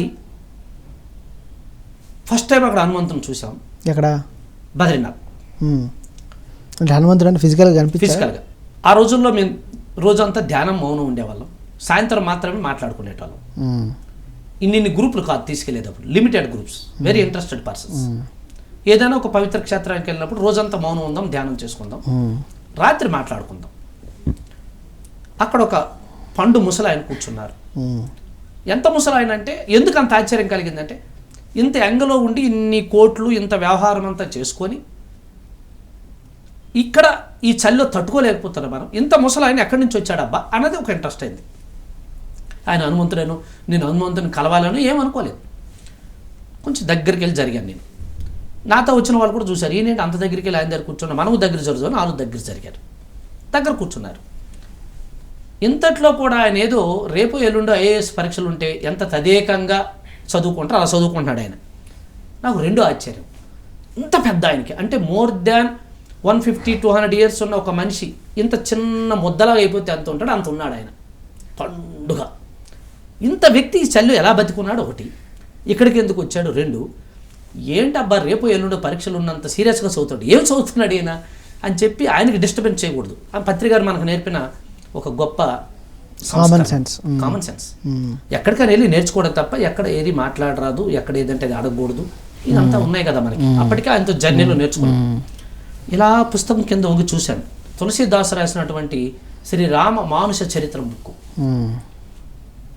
ఏంటబ్బా ఇంత వయసులో ఈ పుస్తకం చదువుతున్నాడు ఈయన, ఏమంత తదేకంగా చదువుతున్నాడు. అప్పటికే గంట అయింది అక్కడ కూర్చొని, నేను ఎవరు జోలికి వెళ్ళట్లేదు అని చదువుకున్నాడు. ఆ బద్రీనాథ్లో అవుట్ ద్వారానికి వచ్చిన పక్కన. ఏంటి ఎంత చదువుతున్నాడు అనుకున్నాను.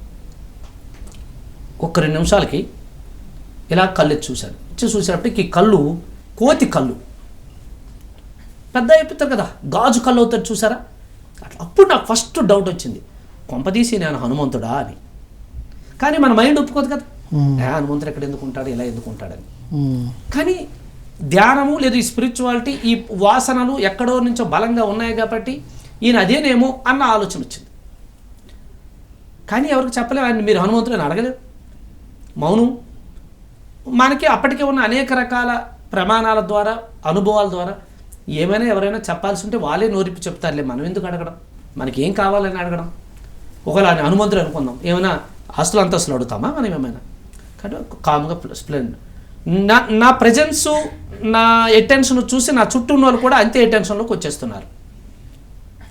ఈయన ఇంత అటెన్షన్ పే చేస్తున్నాడంటే ఇక్కడ ఏదో ఇంపార్టెంట్ ఉంది అన్నది ఎలాగో నైట్ డిస్కస్ చేసుకుంటాం. అది మేమేం అడగలేదు. ఆయనే మీకు నాకు అందరికీ శ్రీరాముడే తండ్రి అన్నాడు. సరే ధన్యవాదాలు, వెళ్ళిపోయాను. రెండవ రోజు ఇక బద్రీనాథ్ ఖాళీ చేసి వెళ్ళిపోవాలి మనం. 11 గంటలకు మన వెహికల్ వస్తాయి, మళ్ళీ ఉదయానికి మనం దర్శనానికి వెళ్ళిపోతాం కదా. అప్పుడు శిల్పి కోరిక పుట్టింది, నిన్నున్న స్వామీజీ రోజు ఉంటే మరొక్కసారి దర్శించి వెళ్ళిపోదాము అని కోరిక పుట్టింది. మేము వచ్చేసాము, గుడిలోకి వెళ్ళాము, బద్రీనాథ్లోకి వెళ్ళాము, దర్శనం అయిపోయింది. బయటకు వచ్చాము, అక్కడ అమ్మవారు ఉంటారు, అక్కడ దర్శనం అయిపోయింది. పక్క వచ్చి ధ్యానం చేసి వెతుకుతున్నాం, ఆయన కనిపించలే. అయ్యో నిన్నే కాసేపు ఉండి వెళ్ళాం కాదే. ఆ నైట్ మేము ఆ డిస్కషన్లో ఆయన హనుమంతుడేమో అని ఒక చిన్న ఇది వచ్చింది. సరేలేండి మరి లేరు, వెళ్ళిపోదాం. అక్కడ ఉన్న వాళ్ళని అడిగాం, స్వామీజీ నేను ఇక్కడ ఒక ఆయన పెద్ద ఆయన ఉంటారు కదా, ఏమో సార్ ఎవరెవరు వస్తారు, ఎవరెవరు వెళ్ళిపోతారు, ఎవరికి ఎవరు తెలియదు, ఇక్కడ ఎక్కడికి వెళ్ళిపోతాడు, ఆయన నడిసే ఓపిక కూడా కాదు, ఏజ్ కాదు అని కొంచెం నిరుత్సాహంగా నేను బయటకు వస్తున్నాం. ఆయన మెయిన్ డోర్లో నుంచి వస్తున్నాడు నెమ్మదిగా, ముసలుగా నడుచుకుంటూ. అమ్మయ్య దొరికారా అని చెప్పి మళ్ళీ మేము ఆయన వెనక లైన్ కట్టిస్తాం. మళ్ళీ దర్శనానికి వచ్చాం ఆయనతో పాటు. వస్తే ఆ ముందు రోజు అనుకున్నాం ఆయన భోజనం ఏంటి, ఆయన ఏం తీసుకుంటాడు, ఆయన ఏం తింటాడు, ఇవన్నీ వీటన్నిటికి సమాధానంలాగా ఆ బద్రీనాథ్లో మనం వెళ్ళిన తర్వాత మీకు తెలుసు తులసి తీర్థం ఇస్తారు, తులసి ఆకులతో ఉండి తీర్థం ఇస్తారు, ఈ పంచదార ఉండలు లాంటివి చిన్న ప్రసాదం ఇస్తారు అంతే. మేము అలా ఈ ఆలోచనలన్నీ మా బుర్రలో ఉన్నాయి కదా. మాకు సమాధానంలాగా ఆయన కమండలం తీసి ఆ చుక్కలు అందులో వేయమన్నాడు. అది ఎలా ఉందంటే పెద్ద బుల్లెట్లో ఒక 1/2 లీటర్ పెట్రోల్ వేస్తే ఎలా ఉంటుంది, ఆ ట్యాంక్కి అంటుకుంటుంది. ఈ వేసిన 2 చుక్కలు ఆ కమండలంకి అంటుకుంటాయి. ఇదేంటి అందులో పెట్టాడు. ఓకే, తులసి ఆకులు తీసుకున్నాడు, పక్కకు వచ్చాడు, అమ్మవారిని దర్శించుకొని నిన్న ఎక్కడైతే కూర్చున్నాడో అక్కడే కూర్చున్నాడు. మేము కూడా అక్కడే వెళ్ళి కూర్చున్నాం. కూర్చుంటే ఆ కమండలం తీసి ఎలా ఉంపి ఆ 2 చుక్కలు నోట్లో వేసుకున్నాడు. ఓహో ఏమిటి ఆహారం, నీరేంటి అంటే ఇదే ఆహారం ఇంకా అయి ఉంటుంది. మన అవగాహనది, ఆయన ఏం చెప్పలేదు. నమస్కారం పెట్టి బయలుదేరిపోయాను.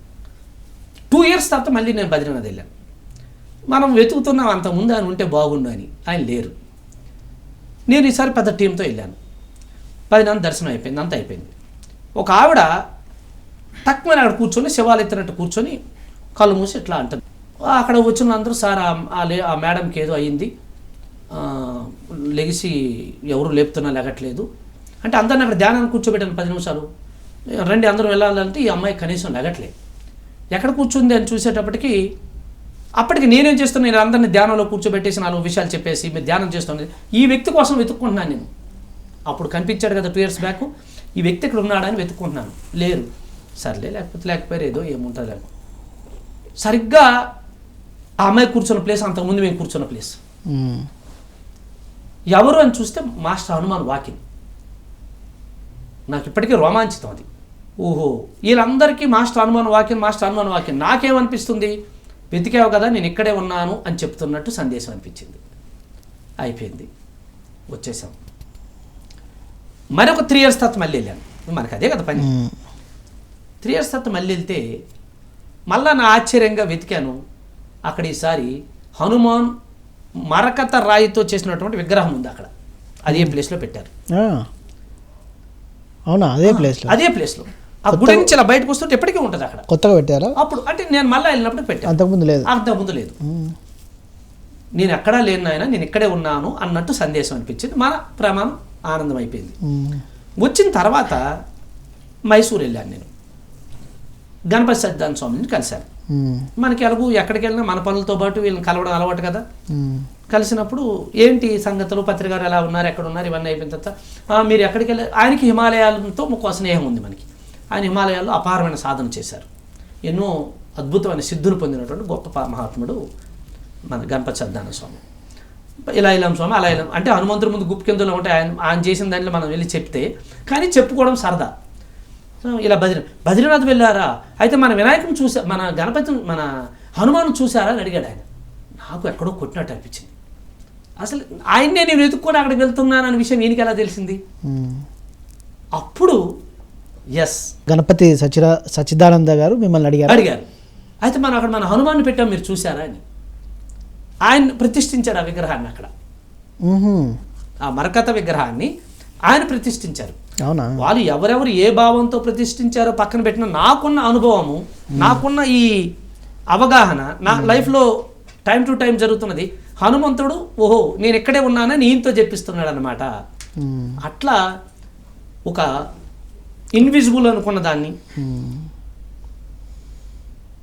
ప్రత్యక్షంగా నేను గమనించిన తర్వాత ఆ హనుమంతుడితో ఎన్నో అనుభవాలు హిమాలయాల్లో అనేక చోట్ల జరిగాయి. నేను గడిచిన మొన్న మన లాక్డౌన్ సమయంలో మన హిమాలయ పర్వం అని ఎలాగైతే మహాభారతానికి ఒక అరణ్య పర్వము, అజ్ఞాత పర్వం ఉందో, హిమాలయాల పర్వం అన్న ఒక పర్వాన్ని ఒక 100 ఎపిసోడ్లు చెప్పినాడు. ఈ హనుమంతుడి విషయాలు చాలా వరకు దాంట్లో నేను స్పృశించడం జరిగింది. రైట్. సరే, మీ జర్నీ ఇట్లా నడుస్తూ వస్తుంది కదా. ఒకవైపు జర్నలిజం, ఆధ్యాత్మికత, అదే ఓసర వెళ్ళి మారినట్టు మారడమే. ఉదయం ఈ రంగులో ఉంటే మధ్యాహ్నం ఇంకో రంగులో ఉంటాం. రైట్. పిఎంసి అన్నది ఎలా అనిపిస్తుంది మీకు? పిఎంసి భవిష్యత్తు ఎలా ఉంటుందని మీకు అనిపిస్తుంది? ఎందుకంటే మీరు రకరకాల రంగాల్లో ఉండొచ్చారు. ఒకవైపు రాజకీయం, సినిమా, తర్వాత జర్నలిజం, ఇవన్నీ ఉన్నారు. కాబట్టి పిఎంసి ఛానల్ అన్నది భవిష్యత్తుకి ఏ విధంగా ఉపయోగపడుతుంది, ఏ విధంగా దీని భవిష్యత్తు ఉంటుందని మీ అంచనా? ఈ విభిన్నమైన రంగాలలో కేవలం చేతులు పెట్టి నేను వచ్చేది ఒక్క సినిమా రంగంలో తప్ప. అదేమి నేను అంటించుకోలేదు, నాకు అంటలేదు, అంత సమయం కూడా నేను అక్కడ పెట్టలేదు. బట్ మిగతా రంగాలలో ఐ ట్రావెల్ డెప్త్, వాటి ఉన్నతి అంచులు చూశాను. అది జర్నలిజం కావచ్చు, అండ్ స్పిరిచువల్ జర్నీస్ కావచ్చు, అండ్ కంప్యూటర్ రంగం కావచ్చు, ఐటీ రంగం కావచ్చు, ఇంకా ఎన్నో సేవా రంగాలు కావచ్చు. బట్ ఇదంతా నాకు ఒక సెక్షన్ లాగా, ఒక మల్టీ టూల్స్ లాగా ఉపయోగపడింది పిఎంసికి రావడానికి. ఓకే, ఒక మల్టీ టూల్స్, ఒక మల్టీ డైమెన్షన్ అండర్స్టాండింగ్. ఈ జర్నలిజంలో ఇన్నాళ్ళు ఎందుకున్నాను అంటే ఈ మీడియా రంగంలో మనం ఉండడం వల్ల కదా పిఎంసికి చేయాల్సినటువంటి ఒక అర్హత నాకు దొరికింది. మహాభారతంలో కానీ రామాయణంలో కానీ ఆ ప్రయాణంలో ఎన్నో సిద్ధులు, ఎన్నో వరాలు పొందుతుంటారు. పొందినప్పుడు తెలియదు వాళ్ళకి ఎందుకు పొందుతున్నారు. కరెక్ట్. అర్జునుడు ఉంటాడు, ఆయన ఎన్నో ఎన్నో ఎన్నో ఎన్నో ప్లేసులు వెళ్ళినప్పుడు ఎన్నో పొందుతాడు. అవన్నీ ఆ చివరి క్లైమాక్స్ యుద్ధానికి ఉపయోగపడతాయి. కరెక్ట్. అలాగూ ఇవేవి సాధించాలని నేను తిరగలేదు. కానీ పత్రికారితో ఉన్నాను, ఇది ఒక పక్క చేస్తున్నాను. మన అందరికీ ఒక పిరమిడ్ మాస్టర్గా, పత్రికారి సెక్రటరీగా, కదా కార్యక్రమాలు నిర్వాహకుడుగా మాత్రమే తెలిసిన నేను, నాకున్న ప్రతి నేను ఆ లేని టైంలో నేను ఇంకొక రంగంలో పూర్తిగా ఉంటాను. ఒక పక్క పుస్తకాలు రాయడం, ఇదంతా పిరమిడ్ మాస్టర్కి తెలిసిన అంశం. ఈ తెలియని రూపం ఇంకా చాలా ఉంటాయి. ఆ టైంలో ఫర్ ఎగ్జాంపుల్ మా జిల్లాకు ముఖ్యమంత్రి విజిట్కి వస్తాడు, నేను ఖచ్చితంగా వెళ్తాను. ఆ సమావేశంలో పాల్గొంటాను. అక్కడ ఫోటోలో చూసినాను, మన నంద ఏంటి అక్కడ కూర్చున్నాడు అనుకో, ఓ డౌట్. ఓ సీనియర్ జర్నలిస్ట్గా నేను అక్కడికి వెళ్ళాలి. అర్థమవుతుందా మీకు? అలాగే ఢిల్లీ వెళ్తాము, నీతి ఆయోగ్లోనో లేదంటే మా ఏసీబీ చీఫ్నో ఎక్కడో కలిసినప్పుడు, ఆ పార్లమెంటరీ కమిటీలో కలిసినప్పుడు నంద ఏంటి ఎక్కడ తిరుగుతున్నాడు అనుకుంటారు. బట్ అక్కడ ఆ పాత్ర, అందుకే నాకు ఇన్ని ఐడి కార్డులు ఉంటాయి. నాతో పాటు వస్తారు మన వాళ్ళు చాలామంది ఎయిర్పోర్ట్స్కి, దానికి దీనికి. ఆ వచ్చినప్పుడు నేను నాకున్న పాస్ వాడతాను, నా ప్రియారిటీ పాసులు వాడతాను. ఇది మీకు ఎలా వచ్చింది అంటారు, ఆ రోజుకి ఆ రోజు రాతుంది. అట్లా అలాగే హిమాలయాల్లో కావచ్చు, దేశ విదేశాల్లో కావచ్చు, శ్రీలంక, భూటాన్, నేపాల్, ఆంకూర్ వాట్ నుంచి, ఈజిప్ట్ నుంచి, ఆస్ట్రేలియా నుంచి, ఎక్కడ కూడా మనకంటూ ఒక ప్రత్యేకమైన వర్గాన్ని మనం వెళ్తే వాళ్ళు గుర్తుపట్టేట్టు, వాళ్ళ అవసరాన్ని మనం గుర్తుపట్టే విధంగా మనం ఒక వ్యవస్థని తయారు చేసుకున్నాం. అందుకే చాలామంది ఏమనుకుంటారంటే హిమాలయాల్లో ఉన్నోడు ఎక్కడ తిరుగుతున్నాడు అనుకుంటారు. ఆడ హిమాలయాలకి మీకు తెలుసు, మహావతార్ బాబాజీ గుహకి వెళ్ళినా లేదా హైడాఖాన్కి వెళ్ళినా తెలుగు వాళ్ళు అంటే నందాగారి తాలూకా అడుగుతారు వాళ్ళు. ఎందుకంటే అంత ముద్ర ఎందుకు, మన వాడికి వెళ్ళిన ధ్యాన సాధనకు. వాళ్ళు ఇంకొకరిని వాళ్ళు కేర్ చేయరు. భిన్నంగా వీళ్ళు వచ్చి సాధన చేసుకుంటారు. వీళ్ళు ఎవరితో తీసుకొచ్చినా సాధనే చేపిస్తారు, మిగతా విషయాలకు మనం పోం. కాబట్టి వాళ్ళకి ఎంతో ప్రీతిపాత్రలమే. బట్ ఈ నేర్చుకోవడం అంతా, ఇదంతా నేర్చుకోవడమే. ఈ నేర్చుకొని 5 పదులు వస్తున్న ఈ తరుణంలో పత్రికారు పిఎస్ఎస్ఎం మీడియా లిమిటెడ్ అని హనుమంతరాజు గారితో కూడా గడిచిన 2012లో ఆయన నాతో పాటే ఒక 20 రోజులు తిరిగాడు ఆంధ్రప్రదేశ్ అంతా. విజయభాస్కర్ రెడ్డి గారు, హనుమంతరాజు గారు అప్పట్లో 2012 పిలుపుల కోసం. అప్పుడు వాళ్ళకి కొత్త కోణం చూశారు. ఓహో, పిఎస్ఎస్ఎం అంటే ఇంత విస్తరించుందా, పిఎస్ఎస్ఎంలో ప్రతి ధ్యాన కేంద్రం నుంచి నందాకి ఇంత అనుబంధం ఉందా, ఎక్కడికి వెళ్ళినా పత్రికారితో సమానంగా చూస్తున్నారు వీళ్ళు. కాబట్టి అంటే 2012లో వాళ్ళని పిలవడానికి వెళ్ళినప్పుడు అక్కడి నుంచి మనం విరాళాలు కలెక్ట్ చేయడానికి ఉపయోగపడింది. ఆ బంధము, ఓ ఈజ్ ద రైట్ పర్సన్, పత్రికారు బాటలో పత్రికారు మాటలో ఉన్నారు అన్న ఒక విశ్వాసం హనుమంతరాజు గారికి ఉండడం. పత్రికారు కూడా మనం టీవీ పెడతామన్నప్పుడు, ఇలాగ ఎండీగా నందాన్ని పెడుతున్నామన్నప్పుడు, దీనికోసమే నేను ఎన్ని రోజులుగాను చూస్తున్నాను అని పత్రికారు చెప్తున్నప్పుడు ఆయన కన్నుల్లో మెరిసిన ఆ మెరుపు, దీన్ని మనం ఎలాగైనా నిర్వహించాలి. మనకున్న నాలెడ్జ్, జర్నలిజం అంటే ఇది ఒక పెద్ద విషయం. జర్నలిజం రాయడం మాత్రమే జర్నలిజం కాదు. ఇక్కడికి వచ్చిన తర్వాత అర్థమైంది మనకు తెలియనివి 99 ఉన్నాయి ఇక్కడ. కెమెరా డిపార్ట్మెంట్స్ కానీ, అనుమతులు, management of channels, so many subjects involve అయి ఉన్నాయి. సో మెనీ ఛానల్స్, ఒక ఛానల్కి 100 ఛానల్స్ ఉండాలి ఇక్కడ. ఇక్కడ 24 క్రాఫ్ట్లు పనిచేయాలి. టెలిఫోర్ట్ అంటాడు, టెలికాస్టింగ్ అంటాడు, బ్రాడ్కాస్టింగ్ అంటారు, ఒకటి ఇంటర్నెట్ అంటాడు, ఒకటేంటి మీకు తెలిసిందే కదా. ఇవన్నీ నేర్చుకొని సమన్వయం చేస్తూ ఒక పిఎస్ఎస్ఎంని పత్రికారుతో ఇన్ని రోజులు తిరగడం వల్ల పిఎస్ఎస్ఎం మూల సిద్ధాంతం ఏంటో మన అనువున ఉండడం వల్ల పిఎంసిని పత్రికారి విజన్ నుంచి పిఎస్ఎస్ఎం గైడ్ లైన్స్ నుంచి ఎప్పుడు కూడా పక్కకి వెళ్ళిపోకుండా, నేను ఇక్కడ ఏం చేసింది లేదు కానీ హనుమంతరాజు గారు ఎప్పుడు మనకు చెప్తుంటారు, మేకప్ వేసిన వాళ్ళు చక్కగా మేకప్ వేస్తే, డ్యాన్స్ మాస్టర్ చక్కగా డ్యాన్స్ 2 స్టెప్పులు చెప్తే, డైలాగ్ రాసిన వాళ్ళు చక్కగా డైలాగ్ రాస్తే, ఇవన్నీ మనం చెడిపోకుండా అనేస్తే అది అద్భుతంగా వచ్చేస్తుందని. అలాగూ ఈ ఎన్ని డిపార్ట్మెంట్లు మీ అందరి సహకారము చక్కగా ఎవరి పని వాళ్ళు చేసుకొని ఇస్తే మన పని హాయిగా అయిపోతుంది అంతే. సో అలా పిఎస్ఎస్ఎం అనేది ఒక వెబ్ ఛానల్ నుంచి డిజిటల్ ఛానల్గా మారినప్పుడు అమ్మో వెబ్ నుంచి డిజిటల్గా ఎలా చేయడం, మన శక్తి సరిపోతుందా అనుకున్న మనము డిజిటల్ ఛానల్ నుంచి వీళ్ళ శాటిలైట్ ఛానల్గా రావడం.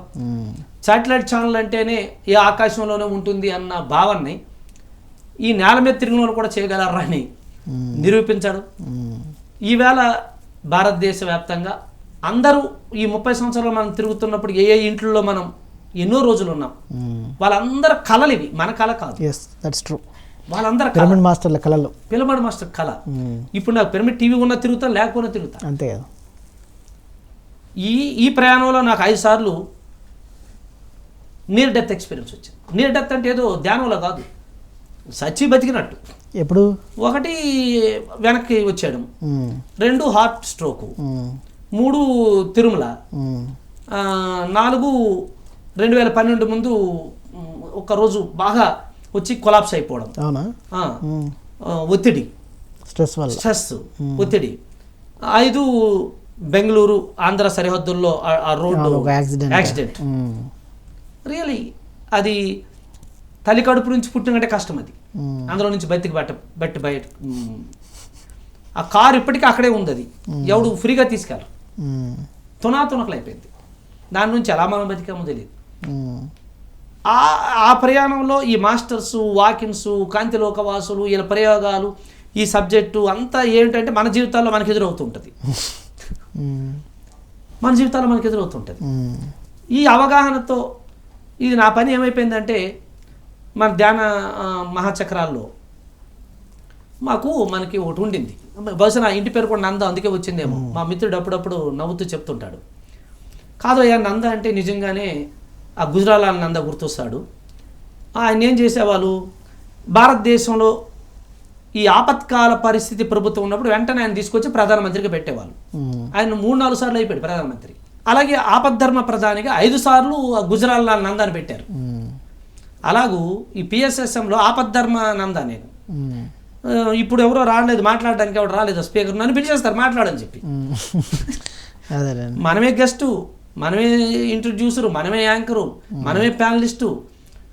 పిఎంసీలో కూడా అదే గడిచిన 3 సంవత్సరాల నుంచి. ఇవాళ వినాయక చవితి ఎవడు రాలేదు, నువ్వు మాట్లాడు. ఓకే ఇవాళ దసరా, ఎవరు రాలే కదా మాట్లాడే దసరా చెప్పి.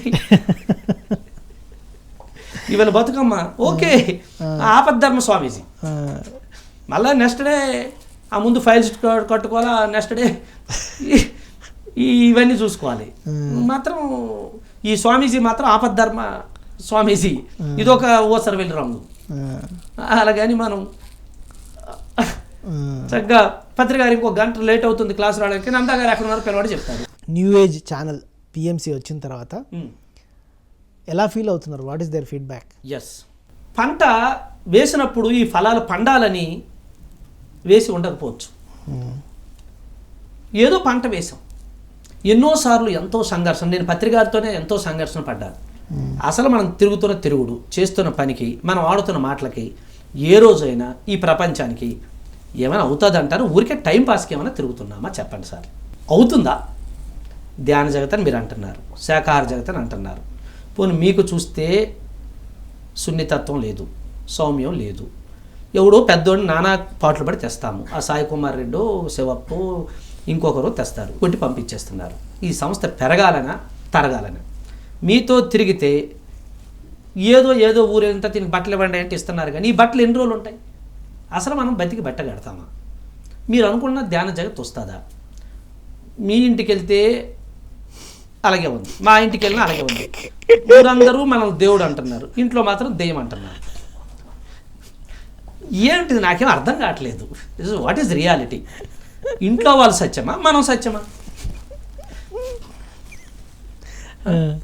ఎలా అయిపోయిందంటే ఈయనకు నువ్వు వాడు తోడయ్యావా అన్నట్టుంది. పోనీ ఎవరికి సంపాదిస్తాము అనట్లేదు, మనము సంపాదించట్లేదు. ఏమిటిది అంటే ఏదో ఒక రోజు అయిపోద్దా అంటాడు. ఏదో ఒక రోజు ఎలా అవుతుంది, ఇది అవుతుందా కాదా, ఇలాంటి సంఘర్షణ నాకు ఎంతో నడిచింది. ఎవరినో ప్రశ్నించడం కాదు. ధ్యానంకి వచ్చిన తర్వాత పత్రికారు దగ్గరకు వచ్చేసి ఆ వేల మంది లక్షల మంది కాల్లో చెయ్యో దొరికితే ఇలా ముట్టుకుంటే భాగ్యం, దేవుడు అయిపోయినాము, దేవుడిని ముట్టామన్నంత ఆ ఉత్సాహం, వాళ్ళ ఆనందం ఏంటో, వాళ్ళ అనుభవం ఏంటో నాకు తెలియదు. ఆ తన్మయత్వం.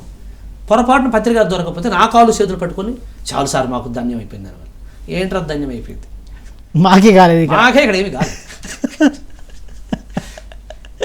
నాకు అది చూసిన తర్వాత వాళ్ళ తన్మయత్వం చూసిన తర్వాత నాకెక్కడో దగ్గర వచ్చేది, ఇదేంటిది, వీళ్ళు మోసం చేస్తున్నామా మనం మోసపోతున్నామా? నాకేమో క్లాసులు చెప్పడం అంటే భవిష్యత్ అంతా కృష్ణుడి భవిష్యత్ అంతా బంగారమే నమ్మించినట్టు చెప్పగలను నేను. నా ఎక్స్పీరియన్స్, నా అవగాహన, నేను పొందింది చెప్పొచ్చు. కానీ నాకు లేదే. భవిష్యత్ అంతా కృష్ణుడు అనుకున్నా మనకంతా నికృష్ణుడు కనిపిస్తున్నాడు ఇక్కడ. భవిష్యత్ అంతా బంగారం అన్నాం, నెక్స్ట్ ఊరు వెళ్ళాలంటే పైసలు లేవు. ఇంట్లోకి వెళ్ళాలి అంటే గౌరవం పోకంటే కాముకి వెళ్ళి వచ్చేయాలి. ఎందుకంటే మనం గెస్ట్.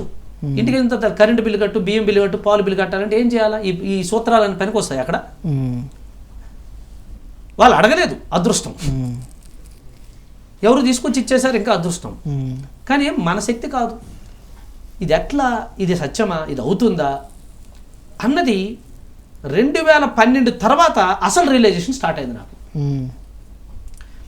పత్రికారు కూడా అప్పట్లో ఎన్ని రోజులు సార్ తిరగాలి, ఇంకా మనం ఎక్కడో దగ్గర ఫుల్ స్టాప్ పెట్టాలి కదా అని అడిగితే 2012 డిసెంబర్ 21 వరకు అయ్యా మన పని. ఆ తర్వాత ఏం చేయాలి సార్ అంటే, నాకు బజ్జీలు చేయడం బాగా వచ్చు, నేను చేసి అమ్ముకుంటా, నీకు వచ్చిన పని నువ్వు చేసుకుంటే నేను అప్పుడే అనుకుంటాను ఎవడైనా 1 లక్ష రూపాయలు జీతం ఇస్తాడు, ఎక్కడికైనా వెళ్ళిపోయి బతకొచ్చు అని అనుకుంటాను నేను. ఎందుకు, ఈ విస్తారమైన సొసైటీలో ఎన్నో పిరమిడ్లు వచ్చాయి, ఎన్నో ధ్యాన కేంద్రాలు వచ్చాయి, ఎన్నో వ్యవస్థలు ఏర్పడుతున్నాయి. బట్ ఎవరికి వాళ్ళే, మనకెవరిని జీతం ఇచ్చి పెంచుకునే లేదు, మనల్ని భరించే స్థితి కూడా వాళ్ళకి లేదు. మనమా వాళ్ళ మాట వినం, అక్కడ ఉండం, అదైతే క్లియర్. మరి వాళ్ళు ఎందుకు మనకు జీతం ఇస్తారు? వాళ్ళ వ్యవస్థను నడుపుకోవడానికి బెంగళూరు వ్యవస్థ ఉంది, ఆ వ్యవస్థను వాళ్ళు నడుపుకుంటారు. ఇక్కడ కడతాల పిరమిడ్ ఉంది, వాళ్ళ వ్యవస్థని వాళ్ళకి నచ్చిన వాళ్ళతో, వాళ్ళ మాట విన్న వాళ్ళతో నడుపుకుంటారు. మందేమో ఫ్రీ లైఫ్. ఎట్లా వాళ్ళు భరిస్తారు మనల్ని? ఇది కాదులే అబ్బా, ఎంతోమంది ఉన్నారు కదా మిత్రులు, పెద్ద పెద్ద కంపెనీలు పెట్టారు, పెద్ద పెద్ద ఉద్యోగాలు ఉన్నాయి, వాళ్ళ దగ్గరికైనా వెళ్ళి, నాకు అంటే ఈ ఎక్స్పీరియన్స్ అంతకుముందు కూడా ఉంది. నేను బిజినెస్ వదిలేసిన తర్వాత ఎన్నో ఐటీ సంస్థలు వచ్చి నువ్వు వచ్చి వెళ్ళు, నీకు 1 లక్ష రూపాయలు జీతం ఇస్తామని ఆ రోజుల్లో ఎంతో బతిమాలు తిరిగారు నాకు. ఎందుకో నాకు అది ఎక్కలే. ఎందుకంటే నేను కోల్పోయింది ఈ లక్షలు ఎన్ని జన్మలు ఎత్తినా సరిపోదు అది. అందుకు నాకు అది నచ్చలే. తర్వాత పత్రికతో తిరుగుతున్నప్పుడు నేను తెలుసుకున్న గేమ్ పరమ సత్యం, ఆధ్యాత్మికతకి ఆర్థిక సమస్యలు ఆటంకం కానే కావు అనేది. పత్రికారే కాదు, జోబిలో రూపాయి లేకుండా తిరగడం. నాకు అదే పెద్ద క్వశ్చన్. ఈ 4 గంటల నాడు కానీ నేను చుట్టూ తిరగడం పెడతారులే, ఏదో బ్యాంకుల్లో ఉంటాయిలే అని. అది నిజంగా నేను ఆయనకి సెక్రటరీ అయిన తర్వాత నా జోబులో కూడా లేవు, నేను ప్రపంచం అంతా తిరిగాను. That's how I'm learning from his experience. ఆయన ఎప్పుడు నాకు ఎక్స్ప్లోర్ చేసి చెప్పలే, ఇలా అవుతుందయ్యా అని నాకు ఎక్కడ చెప్పలే. ఎలా అంటే చూస్తూ ఉన్నారు. అంటే ఒక మనిషి నాకున్న ఆ స్థాయి అవగాహన నుంచి 5 సార్లు చనిపోయి బతికితే తప్ప ఈ అవగాహన నాకు రాలేదు. అట్లా ఈ జర్నీ వచ్చిన తర్వాత పిఎంసి ఇంతెంతయి ఒటుడెంతయి అన్నట్టు ఆ రోజు ప్రతి ఇంటికి తిరిగి ఆ ఇంట్లో అభిమానం సంపాదించుకున్న మనం ఇవాళ ఒక దగ్గర కూర్చొని అన్నింటిలోని మనతో పాటు మన మిత్రులు, ధ్యాన యోగులు, గొప్ప గొప్ప ఆధ్యాత్మిక యోగులు, స్వామీజీలు, తత్వవేత్తలు, స్పిరిచువల్ సైంటిస్టులు అందరినీ పరిచయం చేస్తూ ప్రతి ఇంట్లోనూ ప్రతి క్షణం మనం ఉంటున్నాం. ఎస్, థ్యాంక్ యూ నందప్రసాద్ గారు. ఈరోజు సోల్ టాక్ షోలో నందప్రసాద్ గారి జీవితం, ఆధ్యాత్మిక ప్రయాణాన్ని కొంత తెలుసుకున్నాం. ఇలా మాట్లాడుకుంటూ పోతే ఇంకా ఎన్ని ఎపిసోడ్లు అయినా మాట్లాడుకోవచ్చు. అంత విస్తారమైన జ్ఞానాన్ని సంపాదించారు, అంత విస్తారమైన అనుభవాలు ఉన్నాయి. ఎందుకంటే ఆయన ఎక్కువ తిరిగారు కాబట్టి ఎక్కువ అనుభవాలు ఉన్నాయి. లైఫ్నంతా రిస్క్ చేశారు, తిరిగారు, ఎక్స్పెరిమెంట్ చేశారు. ఈ జీవితం చాలా ఇంట్రెస్టింగ్గా, స్ఫూర్తిదాయకంగా ఉంది.